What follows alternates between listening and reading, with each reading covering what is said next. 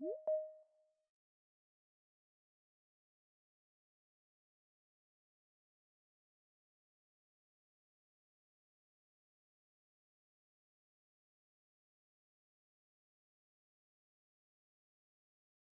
following podcast contains naughty language and ridiculous situations. Listener discretion is advised. Drag ain't such a drag, especially when it comes to horror and Halloween. For on October 7 on Shudder and AMC Plus, there will be the debut of the Boulet Brothers' Dragula, Titans Season 2, showcasing all that is filth, glamour, and horror in one neat, hyper-gory little package. Bringing back some old favorite contestants from the past 6 seasons, Titans Season 2 should be a blast. Not only to see how the show affected their lives, but also how it affected their creativeness as well. Again, hosted by Drac Morta and Swanthula, our pearly-eyed duo will make sure that the blood flows while the loser goes. And one can only wonder what the exterminations will be like this time, uglies. But there will be celebrities as well. David Dalsmalchian, Jennifer Tilly, Todd McFarlane, Peaches Christ, among many others will join in the fun. So tune in on October 7, because I will. And for the record, I'm very good at picking the winner, as I have selected the winner 3 times and also within the top 3 2 times. So I know my drag and I know my horror, and that ain't no drag. And welcome to Trick or Treat Radio.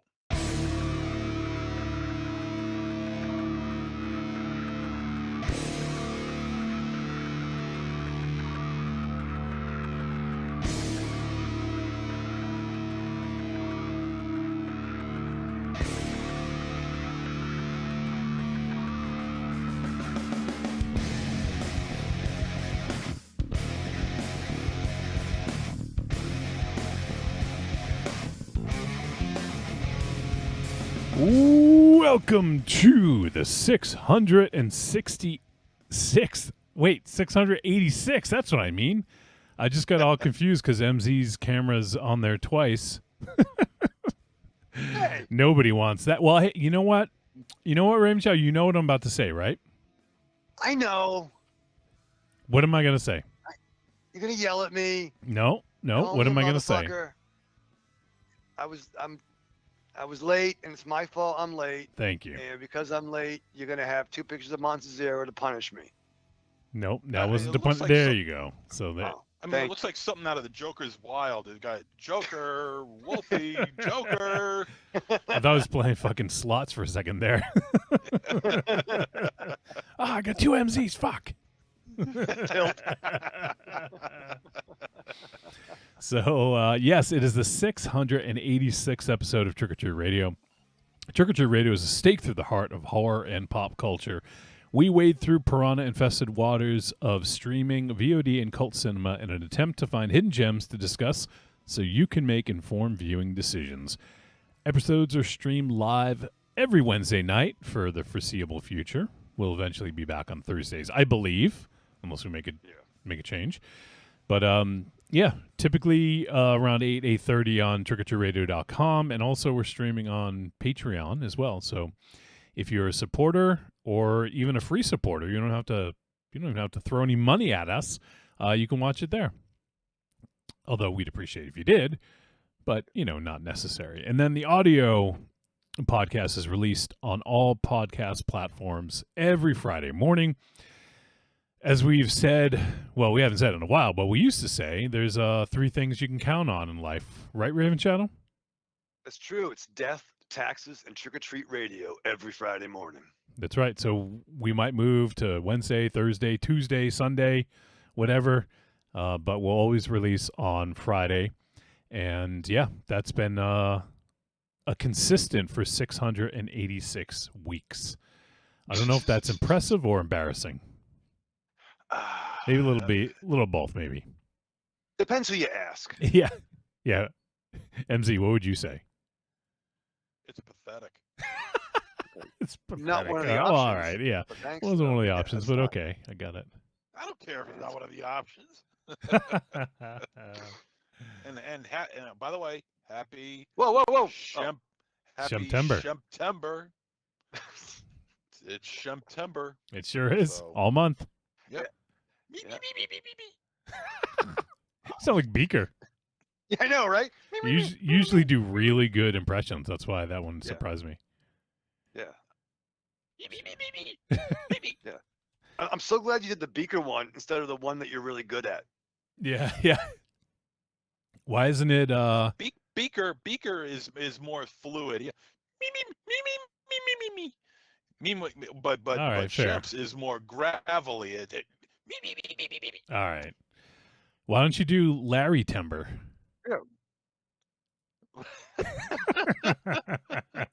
Larry Timber. Yeah. Wow, that just rolls right off the tongue. It really doesn't does. It does. All right. Well, before we got a lot to get to, so Yeah, we do. before we get into all that, this week we'll be discussing the film Weapons, the latest film from director Zach Kreger, and looking forward to discussing this one. I think this is going to be a wild one, wild and woolly, and we'll also shortly be reacting to the new Deathgasm 2 trailer. So we're going to throw that up on screen. We're going to watch it live, react to it. And Raven Shadow is going to regale us with a tale of his time at Silver Scream this past weekend, right? Yeah. It's true. So we got Yeah, that. lucky And bastard. then MZ has prepared his This Day in Horror History, Bloody Birthdays, and I believe we also, unfortunately, have Coffin Corner this week. Oh, yeah. What do you guys want to do first? Let's do MZ's bloody business.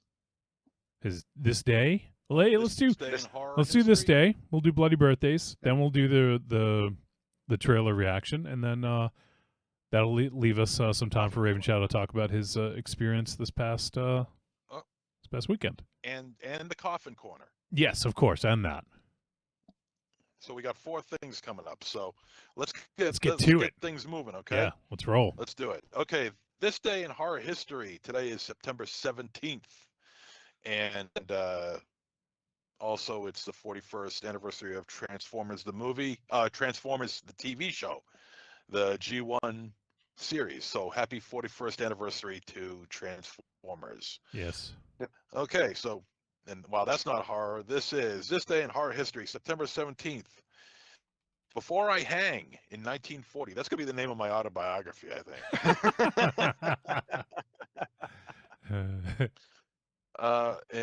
Revenge of the Zombies in 1943. In 1964, Godzilla versus the Thing. In 1976, The House by the Lake. In 1988, Vampire's Kiss. All right. Nick Cage. Yeah. Yeah, Nicky Cage. Yeah. Yeah. Didn't he eat the cockroach? Yes, he did. Cockroach. He definitely did. Cockroaches? In 2004, Messengers. In 2010, Devil. Also in 2010, Stakeland. In Yeah. 2013, Death by VHS. Also in 2013, Self-Storage. A lot of these movies I've never heard of before. 2015, Abandoned Dead. In Why don't they just call it 2018, A Band Dead? Huh? So much better. You know what? I think you're right. That is. See, yeah, I would have good watched call. that. I would have watched this other movie. I'm not fucking watching. In 2018, Extremity. In 2019, Hilarious. There we go. Oof. Wolfie's was better. 2019, also Polaroid, and also again in 2019, Spiral. I still have yet to see that. I just recently saw 10 about maybe 6 months ago. It was all right. Saw 10? All right. Saw 10. Yeah. Fuck. Okay, then we got our bloody birthday. So let's wish a happy bloody birthday to Ella Purnell, who starred in Army of the Dead and appeared in Intruders as well as episodes of the series Yellow Jackets. She was born in 1996. In 1981, Griff First, director of Lake Placid 3, Ghost Shark, Swamp Shark, Cold Moon, Starve, Arachnoquake, Mask Maker, Nightmare Shark, Wolfsbane, and a few more. A few. So this They're all guy's got a sharks? lot of time on his hands. 1966, Tracy Dolly appeared in Paranormal Movie, Backlot Murders, and Click, the Calendar Girl Killer. 1965, Kyle Chandler appeared in King Kong, the 2005 version, The Day the Earth Stood Still, the 2008 version, and an episode of Freddy's Nightmares. Wait, is In Kyle Chandler 1951, playing Al Jordan? I don't know. Kyle Chandler, I don't know. Name sounds familiar. Maybe it is him. I don't have the ability to look it up right now.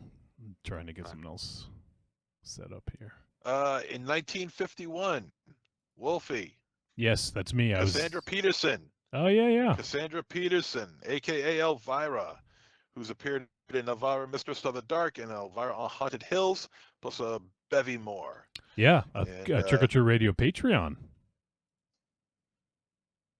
Yeah, That interview yeah, that we did that's with right. her, we recorded it and put it on the Yeah. Patreon. Yeah, Not Elvira, but Cassandra Peterson. that's it. Who I wanted to meet more Right, than right. Elvira. I Cassandra Peterson is just amazing. 1948, Roger Watkins, director, writer, editor of Shadows of the Mind and The Last House on Dead End Street. 1945, Bruce Spence appeared in Queen of the Damned, Winchester, and the TV movie The Munsters' Scary Little Christmas. I have never seen that. I gotta look for it. I have the other Munsters movies, but that's the only one I don't have. 1938, Paul Benedict, who appeared in the films The Addams Family, The Devil's Advocate, and the 1993 version of Attack of the 50-Foot Woman. He's best known as Harry Bentley on The Jeffersons. I dare say so. I say, Mr. J. you know, Mr. J. Last night I was on a double date with Gwendolyn and Penelope. He always went out with girls with those names. Like, what the hell's wrong with him? Well, apparently nothing if he's going out with two girls at once. 1932, Fred Mustard Stewart wrote the novel The Mephisto Waltz and the story for the TV movie The Norless Tapes. Not a bad movie, The Norless Tapes. 1931, Anne Bancroft, who appeared in Gorilla at Large and Dracula Dead and Loving It. 1928, Curtis Harrington directed the films Queen of Blood, Devil Dog, The Hounds of Hell, and various TV series including Tales of the Unexpected, Logan's Run, and the 1985 version of The Twilight Zone. In 1928, Roddy McDowall, who appeared in the Fright Night films. 1917, Ib Melchior, if I'm pronouncing that right, writer-producer for The Angry Red Planet and Planet of the Vampires, both shit films. Okay. They're bad. Come on, you can't, you got to call a spade a spade. This is bad.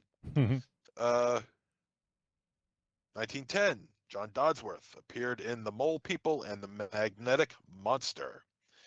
And finally, in 1904, Edgar G. Ulmer. And his films include Daughter of Dr. Jekyll, The Man from Planet X, and the 1934 version of The Black Cat. And that's our bloody birthday list for September 17th. All right. There you go. Lots of content for you. All right.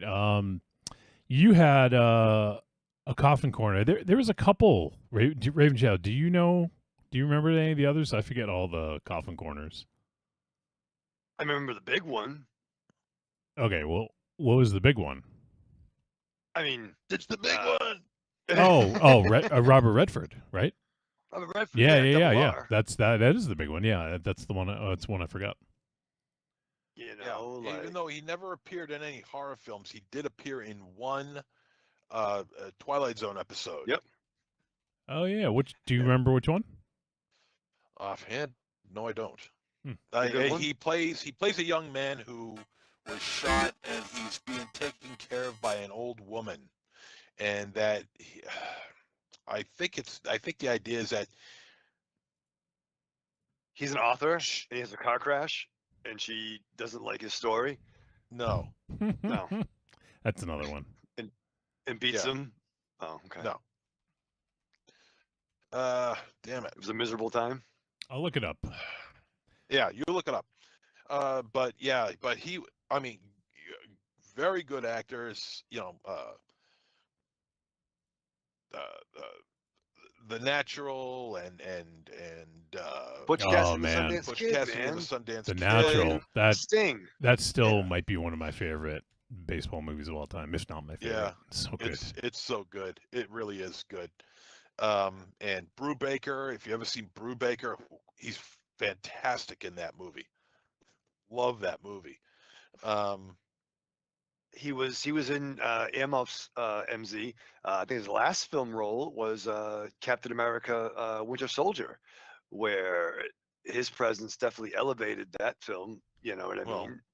I can understand that. Gilbert Gottfried's presence would elevate that film.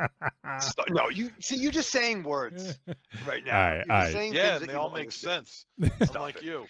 So Robert Redford was in season 3, episode 16 of Twilight Zone, Nothing in the Dark. And the synopsis is: elderly urban dweller Wanda Dunn has fought with death 1,000 times and always won. Now she is afraid to let wounded policeman Harold Belden in her tenement's door for fear that he right. is death incarnate. Is he? Yeah, Oh shit. yeah, that's it. Yeah, that's it. That's it. Yeah, I'm pretty sure I've seen this one. And a very good director. He directed Quiz Show, which I love. Oh man, yeah, that's a great movie. I love fucking Quiz Show. John Turturro and Ray Fiennes and Christopher McDonald, Shooter McGavin, Yes. and it also has the illustrious David Paymer. Mm-hmm. Yeah. So, and you know how I feel about David Paymer. He How there isn't an official fan club for that guy is beyond me. Well, why don't you start one? Yeah, dude. Maybe I will. Don't push it.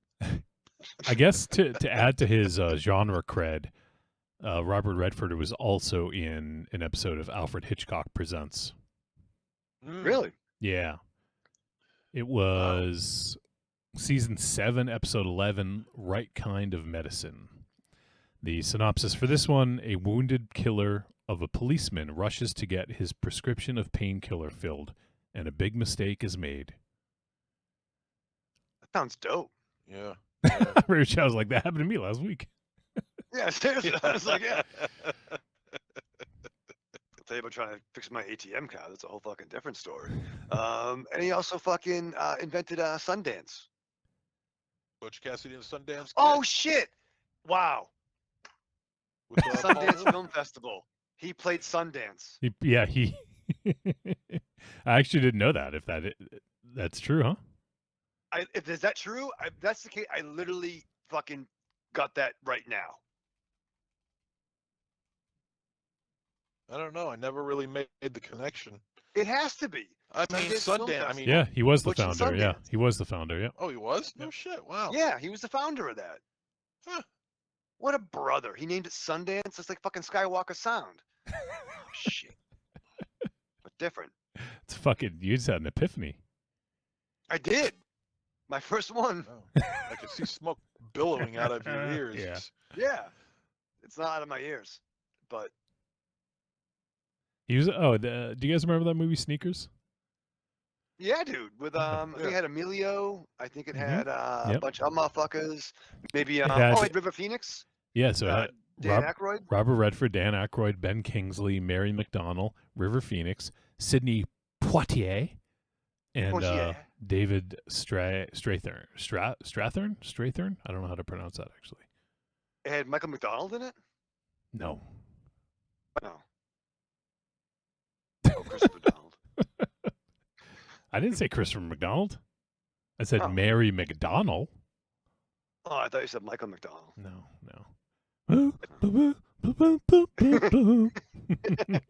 Okay. Oh shit, Donald Logue is in it too. Oh, I love the That great was like Donald an Logue. early Donald Donald Logue. Logue. Yeah, Nice. yeah. That movie's fun. I haven't seen it in a long time, but it's... Oh, Bodie Elfman's in it too. Holy shit!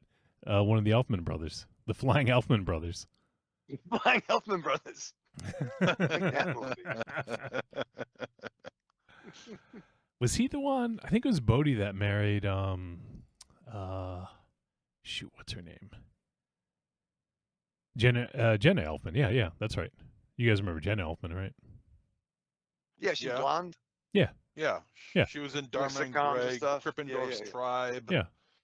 Yeah, she married. That's a fucked up movie. Which one? Gryffindor's Tribe. Oh. Gryffindor's Tribe.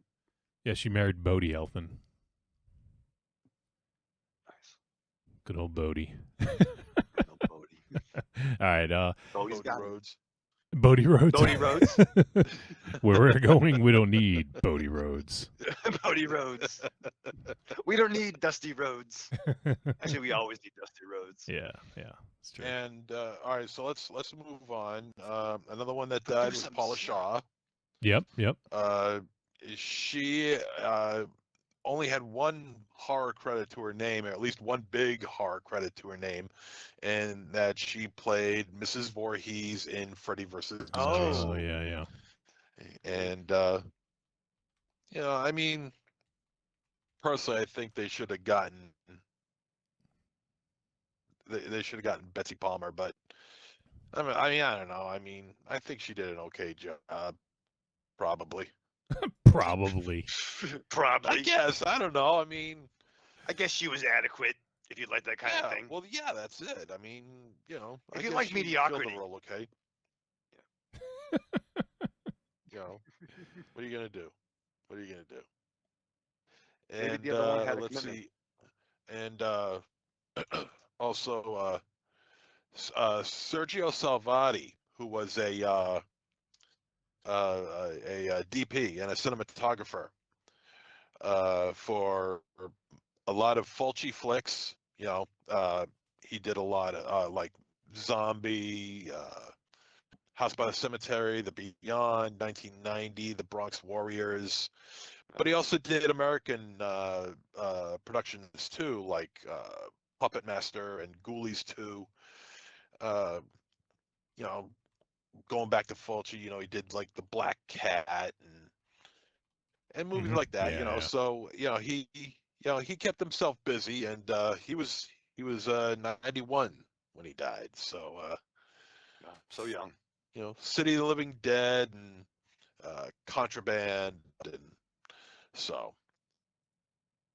Dr. Jekyll We are the likes Hyde. contraband. So anyway, yeah. So it's a shame, but yeah, he passed away. Yeah, it is a shame. Obviously not too familiar with obviously I've seen his work, but I wasn't familiar with his name as much. But I think those are the three that I had in mind. Can you guys think of any others? I feel like there's maybe I feel like an idiot if we're missing one, but I think that's it. Yeah, I think that is it.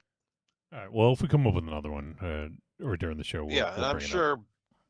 sure the listeners, whoever's out there, may tune us in as to who we may have missed. So. Mm-hmm. Yep. Who else, Corny? All right, so we got a couple other things to do. Let's why don't we go ahead and do trailer reaction? All right. I don't know. I didn't get any feedback on it, but if people like that, we'll continue doing it. So let's do a reaction here. So MZ, do you want to call out the film? Yeah, sure. Well, early today, the trailer for Deathgasm 2. Goremageddon. Gormageddon, yeah. Orbital. and this, hopefully, it'll be just as good as the first film. And if memory serves, we all enjoyed. Mm-hmm. Deathgasm. Yep. And Was and that the hopefully one there'll with be more. What? Did they have the death metal kid eating ice cream with Yes. the blonde Yeah. on the Yeah. park bench? Yeah. With the Okay. purple Yeah. dildo for a weapon. Oh, how could I forget the Yeah. purple Well, dildo? that's what I was going to bring up. Let's hope there's twice the dildo fights. Sure. You know, I hope there's like I want there to be like like a high school food fight, like a high school dildo fight. That's You gonna know, hurt and a lot of people. It could. Well, what do you want? It's a fucking horror movie. So we're gonna be watching the trailer for the first time. It dropped today Mm-hmm. for Deathgasm 2 Gormageddon. Yep. Roll it. All right. Well, I guess I got to roll it now. I was gonna do something else, but here we go. So let's get the reaction here. Let's make sure that loads up. Okay, cool. They're loaded up. Look at that. Preparation H. All right, here we go. I'm gonna go ahead and play it. I'll keep the sound down a little bit, and you guys just react in real time. We can say stuff if we need to. We can pause it, but let's do it and see what we think. There we go. Sucks. Fuck yes. Now that's a record, man. Okay, rehashing. Yep, 10 years ago. Music. There it is, Raven Channel. Like him as MC. Oh, I love that. We should learn this. Turn it into a Deathgasm song. Brotherhood of Steel? Brothers of Steel? Yes. Oh. Dude, Oh. why are you naked? Look, if you can't keep a job, you have to cut your welfare payments. Whoa, that's pretty harsh. All right, so we got the same dude back. Okay, good. Didn't know you're home. I'm home. I think his name's Milo. The actor's name's Milo something or other. You expected me to stick around forever listening to you mope about losing Zach. Are you an unemployed, friendless loser who dreams of being a star? No, I got a dog. There were other got a spells dog. bringing the dead back to life. Last time we played those pages, we almost destroyed the world. I just want it to be like it was in the old times. You know, back when things were like brutal as fuck. That's getting so old, bro. And they're New Zealand, right? Yeah. It's the guts. After they ate the guts, they got slaughtered. All right, so we got some To eat again, brother. zombies here. What are you doing?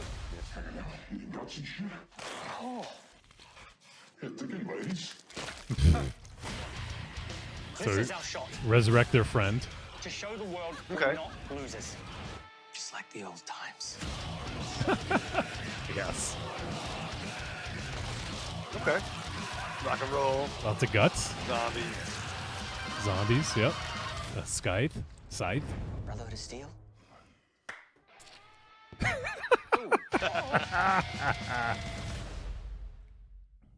Yes. So I bought a $500 bottle of Creative Rent. Okay. All Not right. Well, enough of that ad. Jesus. that Yeah. was well. That looks like it's going to be kind of high paced Yeah. I mean, and rather rowdy. yeah. Bowdy. I mean, always tough to tell with trailer because they probably wanted to pack a lot in there and give you that feeling of like, frenetic sort of pace. But yeah, I mean, I love the first one. Like, that's one of the few films I've watched again since we saw it, and yeah, I really fucking love that movie. It was just fun. It was just mindless fun, but it had that like sort of the embodiment of like an Evil Dead, that sort of spirit of Evil Dead, and that's not something we get very often these days. I feel like was a Deadstream. I think was one that I feel like kind of had that a little bit, but there's very few horror comedies that I think really work and go all in and with the horror and are funny, It's a hard balance. It's a real hard balance to do. I gotta say, I think I prefer more horror than the comedy. Mhm. You know what I mean? Because I still want there to be stakes, right? Like Evil Dead 2 is funny, but it's fucking terrifying too. Even down to Shaun of the Dead is a funny comedy, but shit gets fucking real at the end of that.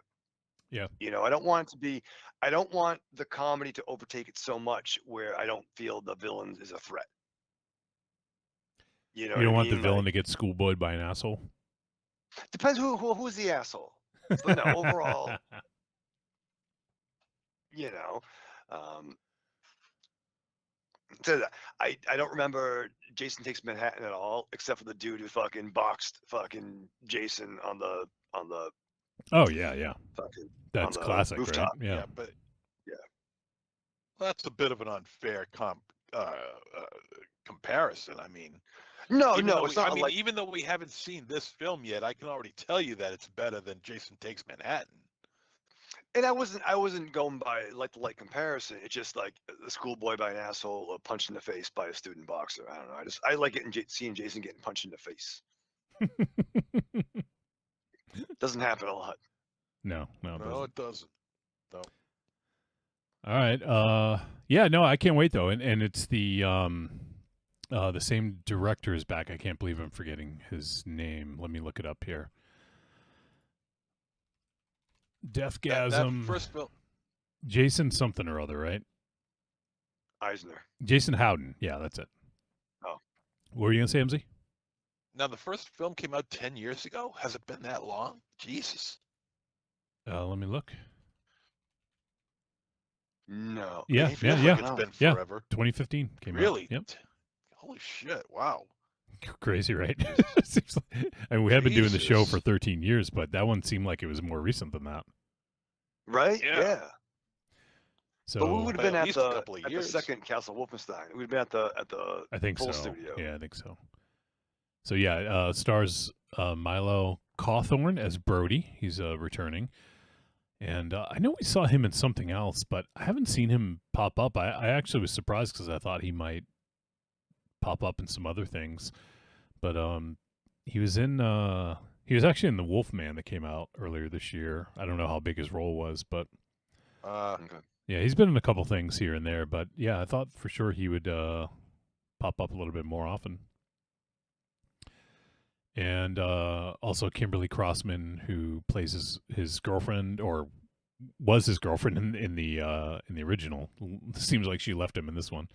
But yeah, it looks funny. Holy shit, Adam Scher is in it. Do you guys know who that is? No. Adam Scher. Yeah, that's Braun Strowman from WWE. Oh, really? Yeah. Oh, god damn it! I think Did they really have to inject wrestlers into this thing now? He's a Damn it.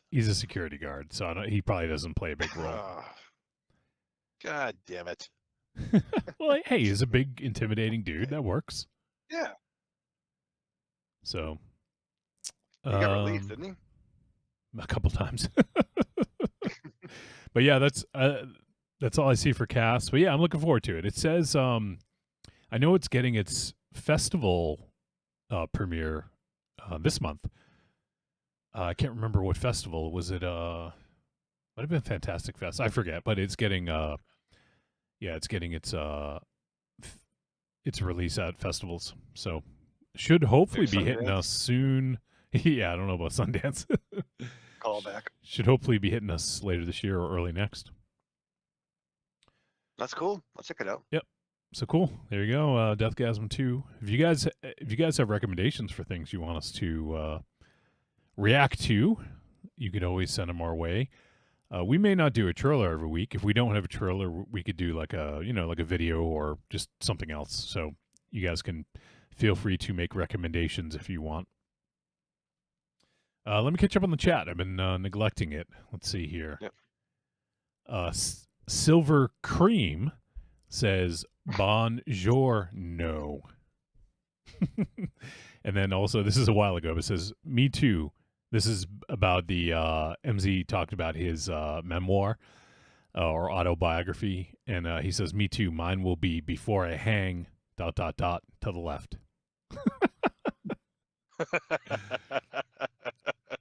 And Evil Corny says, technically Robert Redford was in Endgame Raven Shadow. Didn't you say that? Or I said Winter Soldier. Where was he in Endgame, Corny? yeah, I think I remember. In Endgame? Well, hey, I mean, if Corny says it, it's true. So Not are you always. questioning him? Not always. He was wrong about Superman first appearance. But yeah, no, I bet Corny's right. I bet Corny's right. Maybe I'm just confused, but Let me see. I'm looking up the cast here. he was Pierce. He was no, Jefferson Pierce was Black Lightning. He was somebody Pierce. Fuck, what was his name? No, it wasn't Pierce. He was yeah. Alexander Pierce. He's listed for Endgame as an actor in Endgame. Okay, cool. All right, well, I stand corrected, Corny. There you go. All right, and let's see. Evil Corny says, Wolfie, ask Raven Shadow if you went to Silver Screams. Did you? I know the answer. Yeah, I'm asking you. Did you? I was there. Yeah, I did it. Yeah, I was there. We talked about it. Okay. We talked about me talking about it. All right, yeah, speak up. Yeah, well, you're never shy to talk. No, I'm not. Well, I'm a little bit shy. I want you to ask me. But yeah, so the Silver Scream Con this weekend in beautiful Worcester, Massachusetts. Beautiful. Is it Silver Scream or Silver Screams? Do you know? Silver Scream. Just one scream? Scream. Yeah, like All right, yeah, Silver Scream. Yeah, that's it. Okay. Silver Scream, which has taken over from, if you've been listening to the show for a while, we used to always have the Rock and Shock convention up here in New England in October. Yeah. Corny came up for that. It was dope. So many great people, you know, fucking Karando Mitsutake, Slagoff, Corny, fucking Tim from Melbourne, Joshua Libre. So many fucking people. I'm gonna forget somebody. So many. The last one was 2019, right before COVID, and the world fell apart. So this is the second year it's been in the DCU Center, and it's being brought on upon by Spencer from the band Ice Nine Kills. And this is this is fucking what we remember of Rock and Shock. It has that same feeling, but it's huge, man. And the big driver is the band Ice Nine Kills. Like, there's like, and so I worked the booth on Sunday with friend of the show, Mina Rose, and her brother. You coming out of the booth? I came out of the booth for sure. Almost did, actually. It was, but yeah. So I was there Sunday. Apparently on Saturday, like the fire marshal was there because there was so much fucking human trafficking. No, that's not the word. Trafficking. Jesus. Is is it bad when it's trafficking? Yes, it is bad when it's trafficking, but no, so many people there because there's so many people. But it all worked out. I worked there Sunday rather, and it was popping, man. You're confused. I am a little confused, but I did meet some celebrities, interactions rather. I gave Tom Savini a fist bump right before the doors opened. It was cool. Right up to was it Dan Roebuck? Daniel Roebuck. Yeah, man. Yep. I came up to him and I saw he had a big banner next to his booth, in front of his booth rather. Dudes. And that's what I said. There was one movie missing from that. Oh no! And I walk up, right, and I go to him. I'm like, Daniel Roebuck, big fan. But I gotta say, there's a film from your catalog not represented. He's like, which one? I'm like, Dudes, bro. And he's like, oh yeah. So we chatted Dudes, and then his wife, who's his handler, Total Carney, was like, oh, but we have a Biscuit action figure right here. And I'm like, yeah, I know. They're trying to. It was a pretty cool. Trying to sell it to you. Oh, dude, the carniness was flowing. Everybody was carnying it up, man. What else? And MZ, I got some for you. So I'm outside smoking a butt, and there's an older guy, short guy there, and I'm like, this guy's got to be somebody. He's got one of those faces, like a fucking face, and like, you know what I mean? And hair. He could have been. He could have been a contender. He could have been somebody. could have been somebody. Are you somebody? So I went to him. Are you Yeah, somebody? are you somebody? I'm not sure. Don't say that. Yeah, don't say that to anybody. But we ended up like talking about pot, how he was smoking pot at the Ice Nine Kills show the night before. Doesn't remember any of it. And it's funny. As when I go back inside, I'm walking by, I see him coming back to his booth, and I'm looking at his banner, and I'm like, holy shit, I know this guy. Because I see images from Three's Company and some other films. What? And it was fucking Terry Kaiser. Terry Kaiser. Yes. And like so I was talking to him outside, and as a brother, and then he saw the realization of I knew who he was, and he gives me like a wink, like, yeah, I'm fucking Terry Kaiser. Oh, and I'm like, wait. Yeah, dude. Bernie, right? Weekend at Bernie's. Yeah, Bernie. Yeah, Bernie. He was Jack's boss. I think he played like an angry character on Three's Company, right? He played a couple of characters on Three's Company. Three's Company.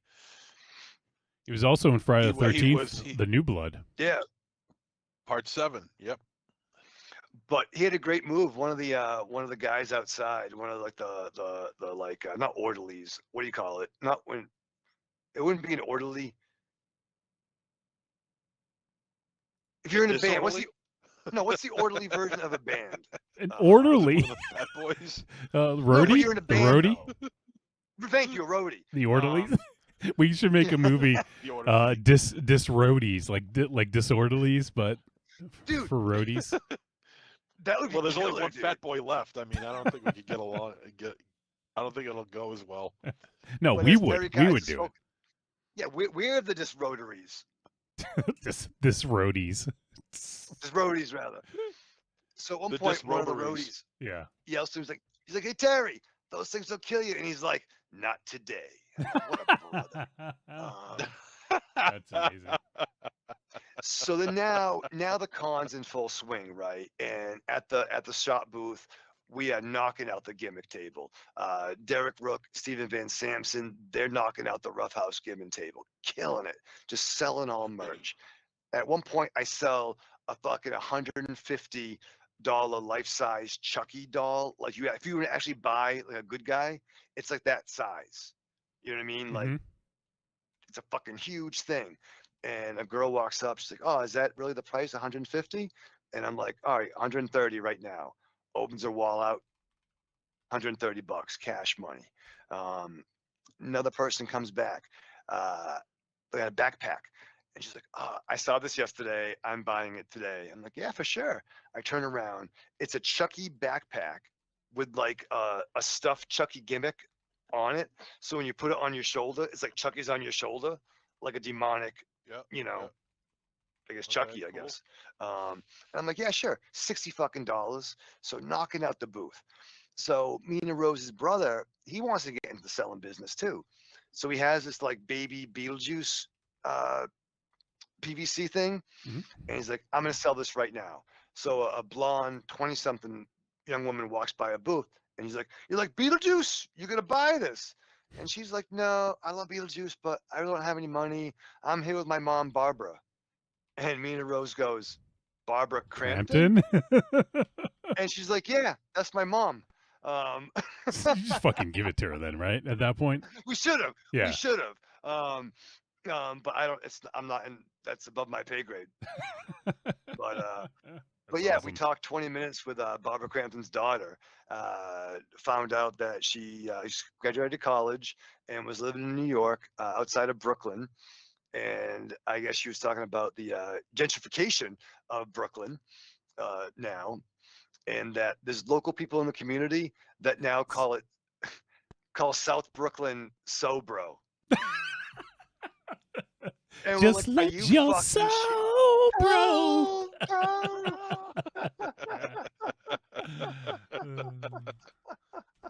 So Dorian was.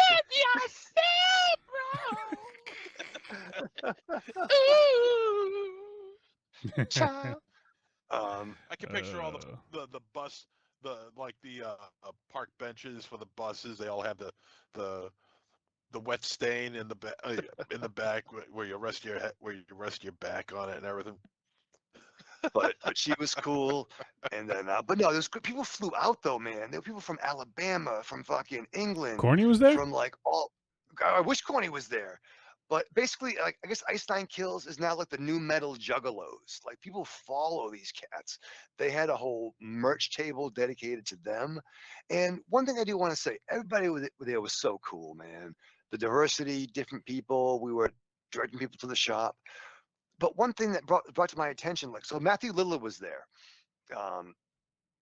and I was talking to some people, and almost all the celebrities were doing cash only for their autographs or photos. And I get it; they want to fucking circumvent the tax man, but that's a lot of money to ask for somebody to have cash for. Oh, man. fuck yeah! Nobody carries Like, cash. You got some balls. Like, people were excited that we took cash. Like, we take coin of the realm. But I mean, if Lillard was $80, how much was fucking Terrifier himself? How much was Rose McGowan? Terrifier himself. Yeah, Terrifier as himself. How much was You Spencer? say Rose McGowan was there too? Rose McGowan was there, Skeet Ulrich, Lillard, and a bunch of great. But yeah, like, you got some fucking balls to ask $80 cash for people, man.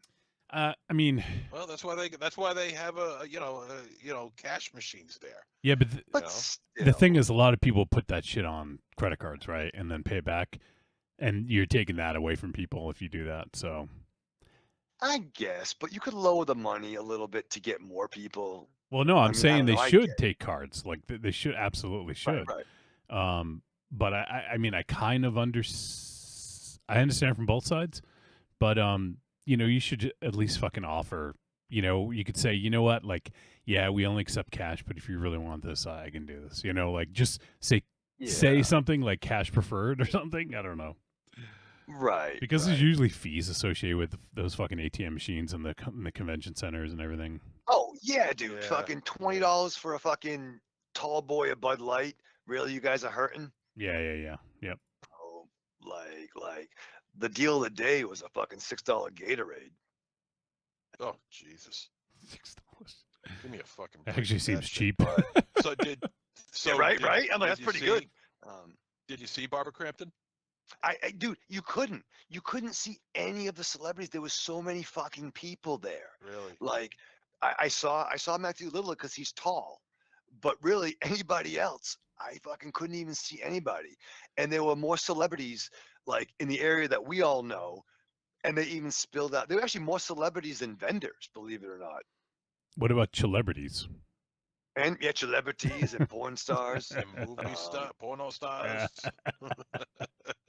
but saw Stephen Van Samson and D. Rook. Oh, shit. I picked up. I finally picked up my copy of Black Honey. Oh, nice. There you go. Their collection. Did you get the honey?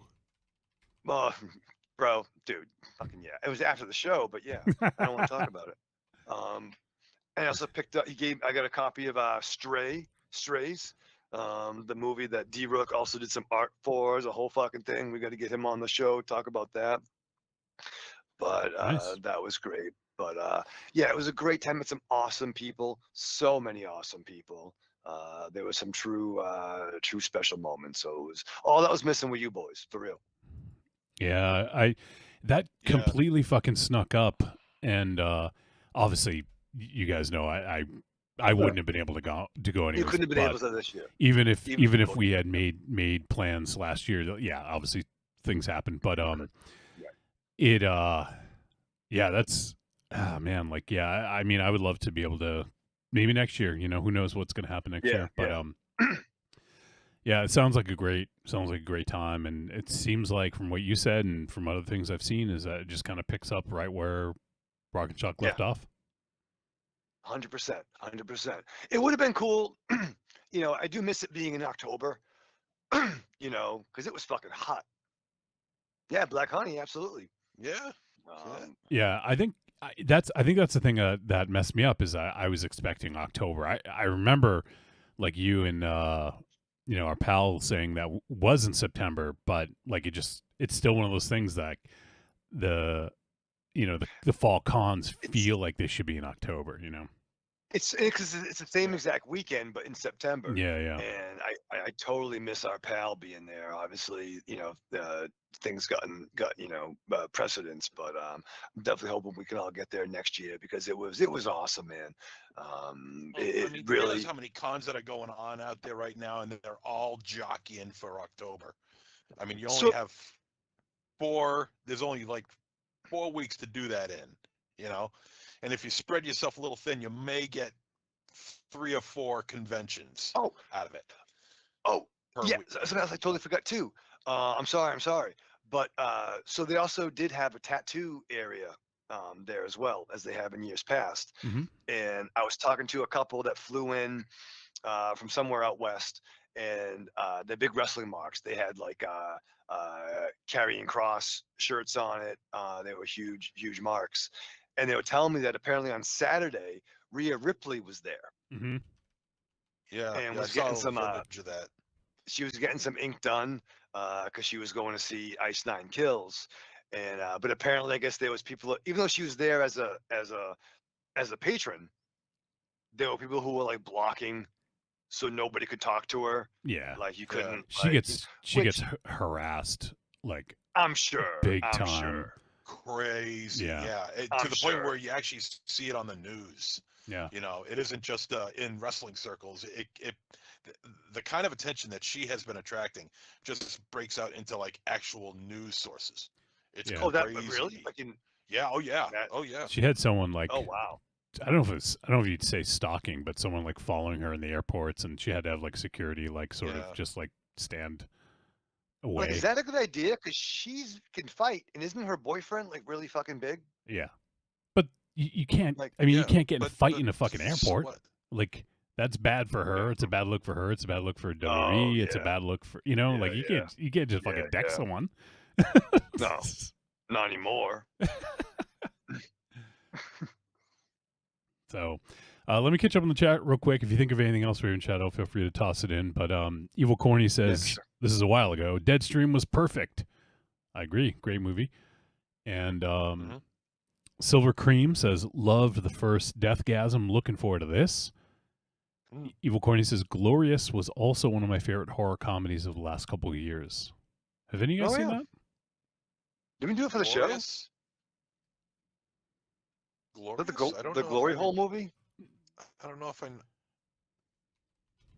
Oh, is that the one? Oh, that is takes the one. place Yeah. In like a road stop bathroom. Yeah. It's so funny because I actually forgot the name of it. It didn't ring a bell. Raven Shadow remembered. I didn't. But yes, that's crazy, that, right? That I did enjoy that one. That was a good one. And Marion says I have a recommendation for a reaction viewing. It's not horror though. All right. It could work. Really? I mean, we'll see. Yeah. Come on, MZ. And also, and then Marion right after that says, hello, everyone. So, hello, Marion. Hello. And let's see. Evil Corny says, during the time travel, he showed up at the Stark Tower to collect the cube. That was the Robert Redford. Oh, yep. Good call. Yep. I love you, Corny. Silver Cream, our pal, says, no opportunity to sell Roebuck. No opportunity to sell Roebuck gets past Tammy, his wife. Yeah. And he says, and I support that. It was so carny as fuck. It was awesome. Yeah. It was awesome. And he says, Terry Kaiser is the sweetest guy. They were doing Weekend at Bernie photo ops, all accurate to the film poster. Oh, Snoop. Yeah, I saw awesome. some of those. I saw some of those on Facebook, and yeah, it was funny. He's just laying there like, that's perfect. With the glasses, and wonder how much he's all disheveled and everything. Wonder how fucking sick of that he is. Probably not, 'cause he's fucking getting paid, dude. Well, I mean, true. Yeah, the guy's making some. The guy's bringing in bank. You can't. The movie was. Let's face it. When Weekend Bernie's came out, what, 88, 89, I think. Yeah. That's about right, I think. Yeah. You know, like. And there's not. It was 89. It's not too late for a. It's not too late for a part 3. It's Yeah. true.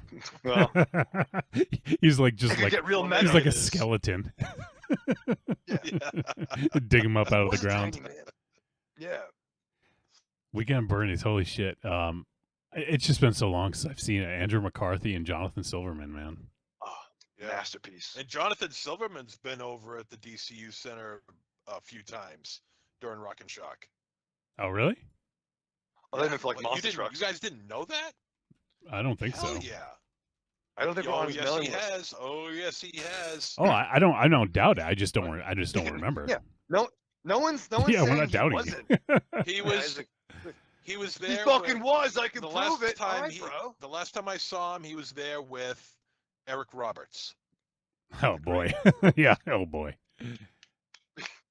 We let's see. Oh, also Don Calfa is in Weekend at Bernie's. That guy, he's such a great Yep. character actor. Oh, so good. Don Calfa. What else was he in? Return of the Living Dead. That's it. Return of the Living Dead. Yeah, that's it. Duh. Oh man, Ernie. Yeah, fucking yeah. Such a great role. Who else is in that? Nah, no one else that I recognize aside from Terry Kaiser. Yeah, that fucking movie, 1989. Our pal, Silver Cream says, I shit you not, they started calling South Boston Sobo a decade ago with the transformation of the seaport area. Ugh. God Why? damn it. And he says, What is so trendy about doing something like that? I don't get it. people love just fucking shortening things. You know, like Alex Rodriguez is A-Rod and J-Lo and F.U. and all this other shit. You know, it's like, you know, that's why you'll never see me referred to As MZ? Jennifer, like Jennifer Lopez as I don't refer to myself as MZ.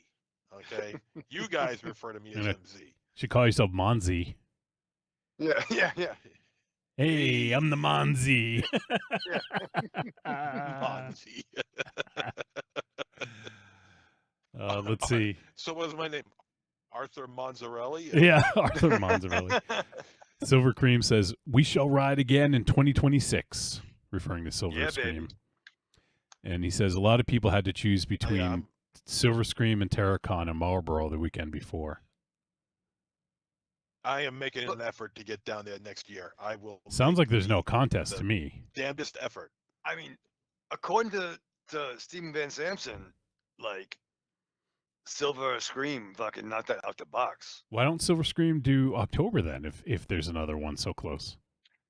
Probably. I mean, it probably is in line with what the band's doing, right? Unless, I yeah, mean, you maybe Ice figure Nine Kills is doing stuff in October. I don't know.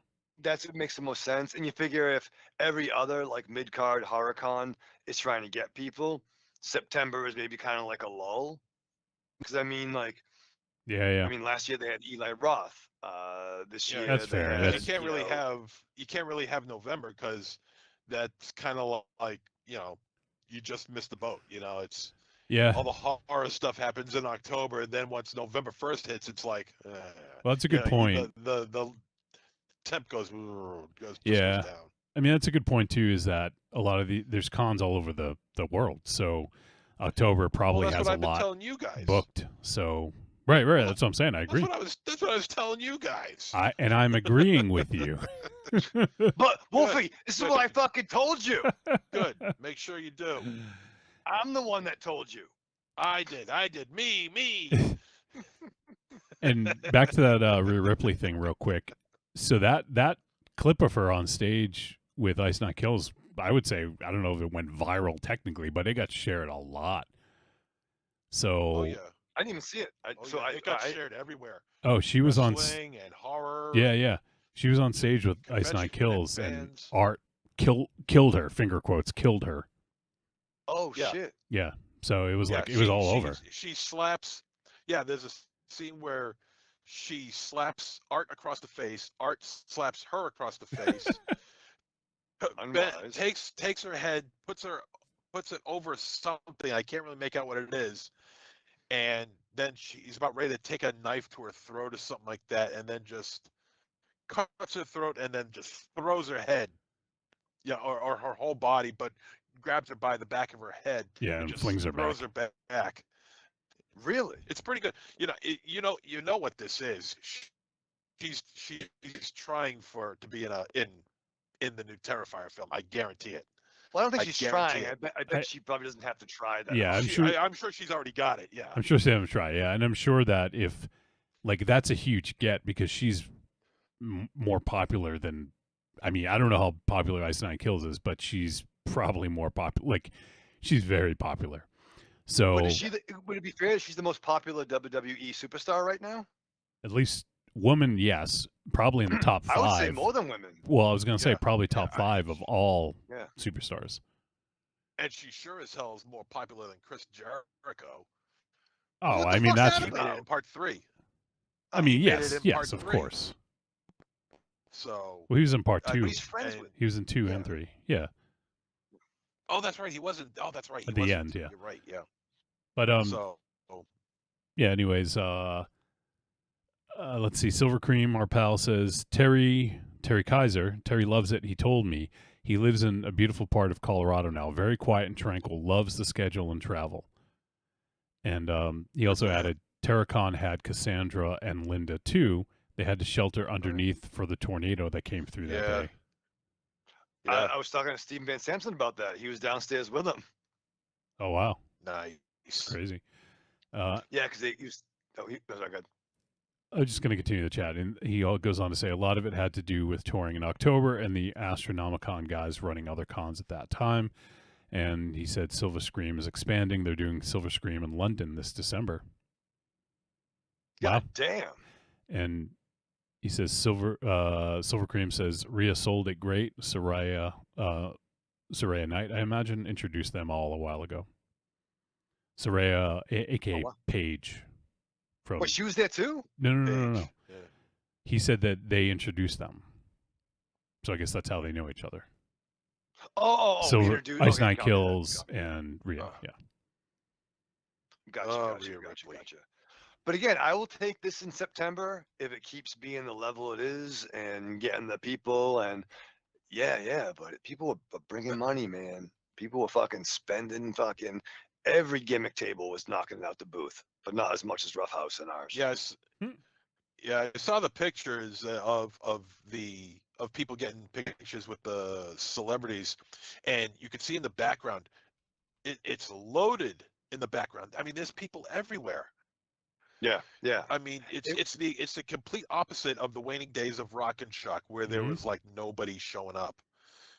This place is packed. Yeah. In fact, Lillard and Terrifier were still signing. Terrifier. His name's Art the Clown. You talking about His the name clown? is David Howard Thornton. Thornton. Yeah. It's not even Art the Clown. Who are you to call a dick? You're so angry. Art the Clown. I didn't call anybody a dick. You wanted to. Didn't he? I don't know. I wanted to, but I didn't. Maybe we want to call you a dick. We got a movie to review. Yeah, we do. Call me a dick. Discuss. We got a movie to review. Discuss. Jesus Christ. All right. Let's see. Yeah. I think we hit everything. So let me see. We had a lot to do in this intro, and I think we hit it all. So, all right. Well, let's do a quick wrap up here. So if you guys want to support the show, head on over to Patreon, patreon.com/trickortreatradio, and you can join for as little as $2 a month. Or you know what? You can just fucking join for free. You don't get any of the perks, but you see what we're doing, and you get access to the chat and the live show at least on Wednesday nights.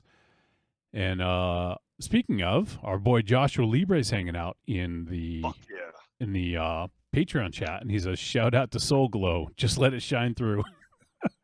And he says, "Holy shit, Rose McGowan was there. Nice." Yeah, dude.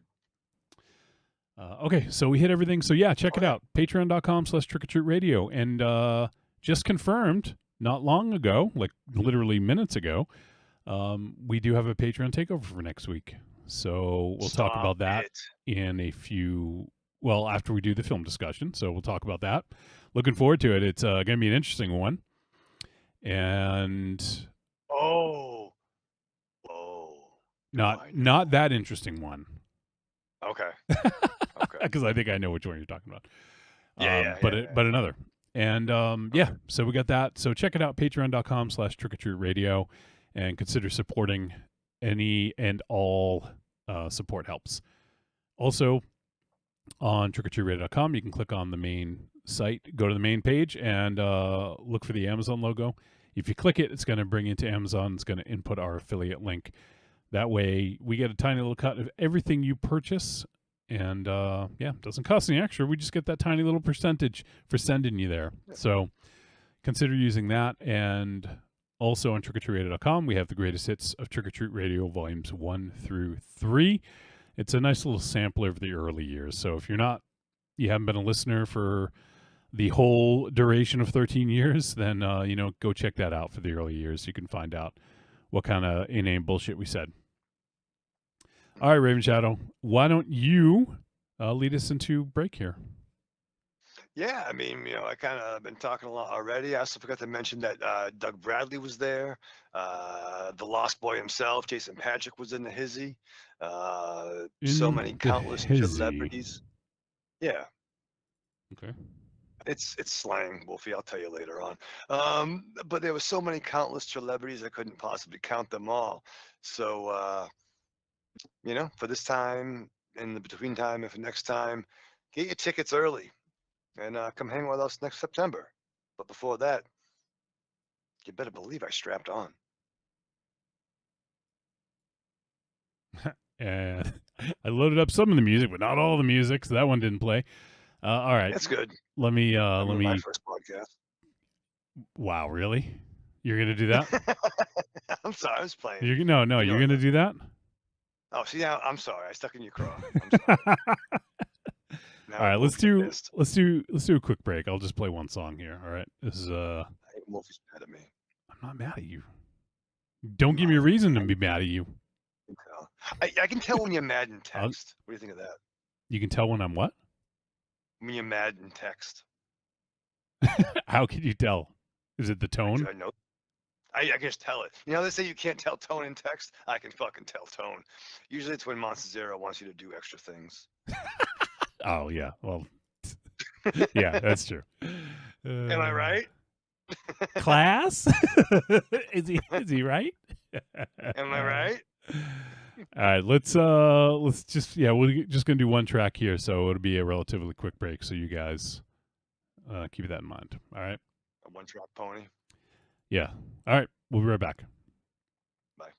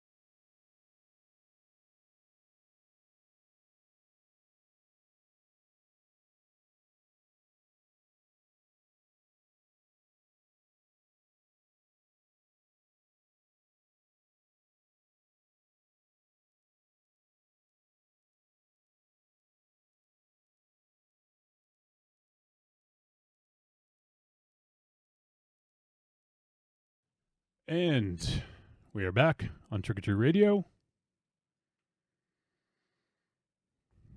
I think. Yeah, we're back. Hi, There Rain we Shadow, are. we're back. Oh yeah, Wolfie and Raven Shadow in the evening. It's just us finally. It is. You've Oh, waited it's so nice. 13 years. Oh my god, so much. Oh fucking A. God damn it. Goddamn pal. All right, MC's back.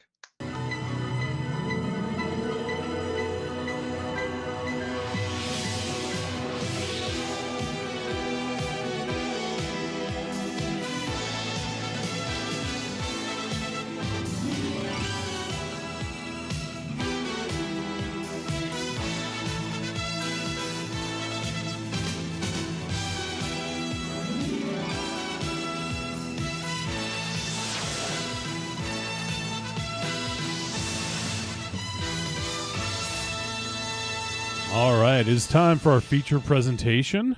And this week we're going to be talking about the film Weapons.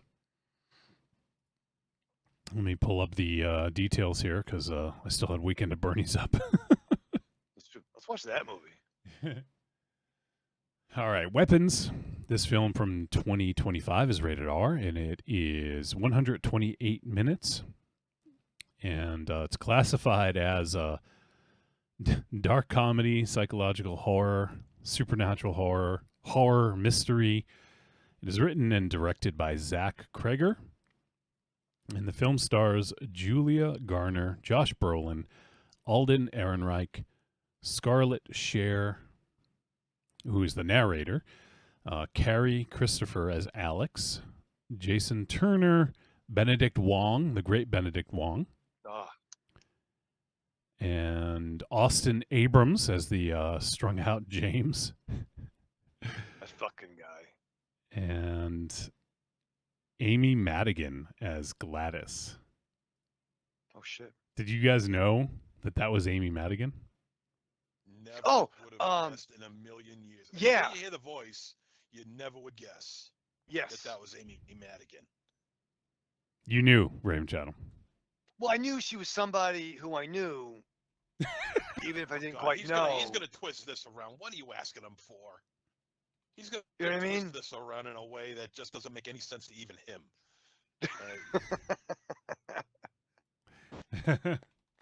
Wow. How about that? Am I lying? Am I No. lying? No, I'm not I think lying. I just think you're angry. I think it's not. I think you're mad at yourself and you're projecting. Is what I think. I lash out at people. Why is he mad at himself? Really? All right, so the synopsis for this film. When all but one child from the same class mysteriously vanish on the same night at exactly the same time, a community is left questioning who or what is behind their disappearance. So, directed by Zach Kreger, who previously did the film Barbarian, which we discussed in 2022. And interesting, let's see, he has a very interesting sort of path. So his first film is Barbarian. That was his directorial. Well, actually, hold on one sec. Is this a feature? He had a feature, but it was sort of based around the Whitest Kids You Know, because it's the Whitest Kids You Know present the Civil War on drugs. Okay, yeah, there was some connection there, right? Yeah. So I'm not sure. Technically, it was him and Trevor Moore who directed it. So I think it's safe to say that this is his first, or Barbarian was his feature debut as a sole director. But yeah, interesting trajectory coming from the Whitest Kids You Know to being maybe one of the preeminent horror directors in the world right now. MZ, Corny says you sound a little soft, and I agree with him. Is your mic Yeah, there. It should be working Oh, there you go. okay. Do you hear me okay? Yeah, now, yeah. I think or- you just had to move it Okay. down. That's all it was. All right. Corny says Wolfie said hizzy with that monocle on.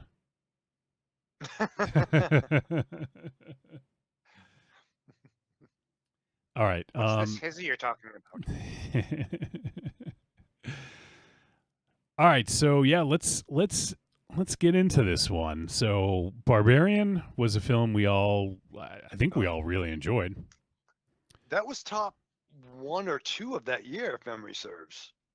I Or do is top 5. believe you're right. I can look that up, And but it was up was- there. Was Rachel on that show with us? I can find out that too. I just got From to the Great dig. Zombie Girls More Deadly podcast. Let's go to dig here. 2022. Let me take a look at that schedule. It's loading, so give me a moment here.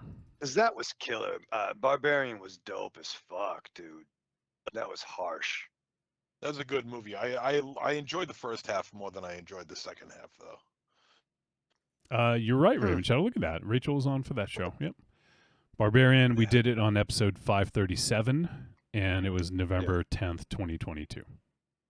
No shit. So we did Barbarian back then. And so let's dive in, and we're going to talk about this film. And man, there's a lot to talk about. I don't know if we're going to do this justice. But why don't we jump in and do first impression, and we'll kick it off with MZ. Well, I've been seeing on the interwebs the favorable, more than the favorable responses that this film has been getting, but it's also been getting its fair share of retractors as well. For some reason, this is a very divisive film. Yeah. Is it divisive? I actually have only seen positive. I think it's I've divisive. seen both. Yeah, it's divisive. Now,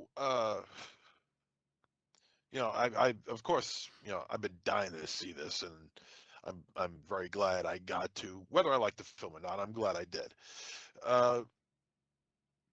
This is a very tremendous look at psychological horror mixed in with mystery and drama and suspense, done told in a very unique way.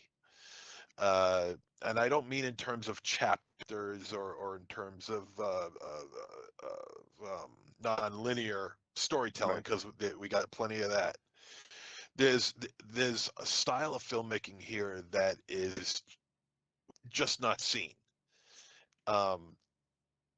It's calculated. It's very it knows how to not I don't want to say censor. It's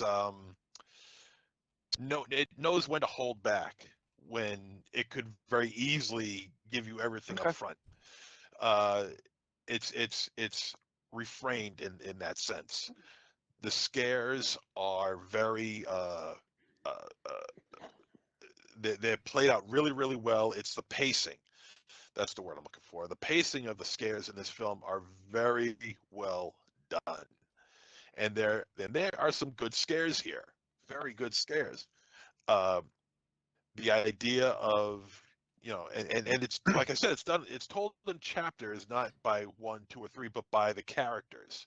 Yeah. So really, if you at any point you could just conk out for a little while, which I didn't do, but I mean at any point you could conk out at the end of a chapter and then come back to it, and you wouldn't have missed a thing. Wait, what? Or feel like you would have I know what. Or feel like Wait, what? Do you want to try that again? No. Okay. If you don't get it, that's your problem. You have all No, you keep can- going. you- You're on a roll. You got your plate full just knowing the alphabet, please. Fair. Well, I sing the song. The song helps. Yeah, it does. It does. At least until I was 29, it helped me. No, I just like the idea of the whole chapter breaks sort of thing. It keeps everything interesting, you know, and just when you feel like you're getting all you can get out of one character, then it ends and it jumps to the next character and you're starting fresh all over. So the anticipation is constant throughout in this film, and that helps. Not that this is a boring film by any stretch. It is not. It's loaded with information.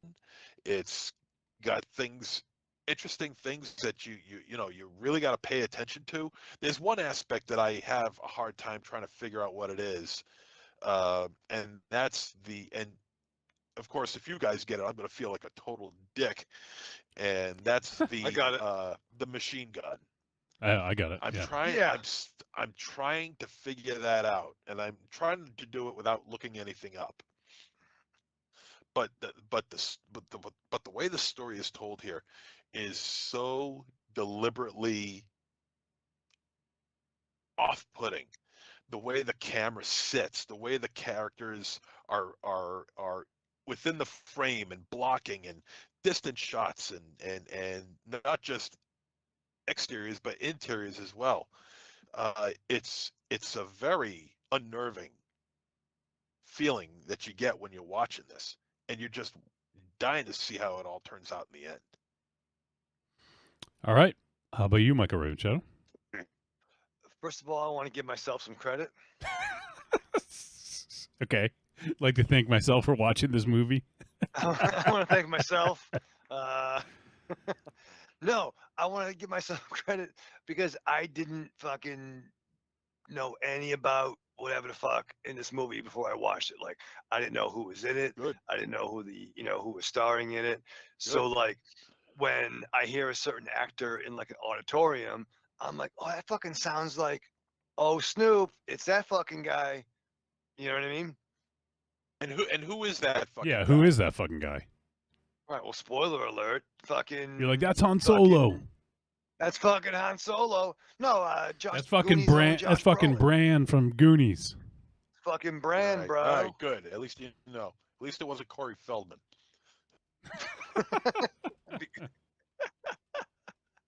That'd be awesome, actually. But no, I'm like, that's fucking that guy.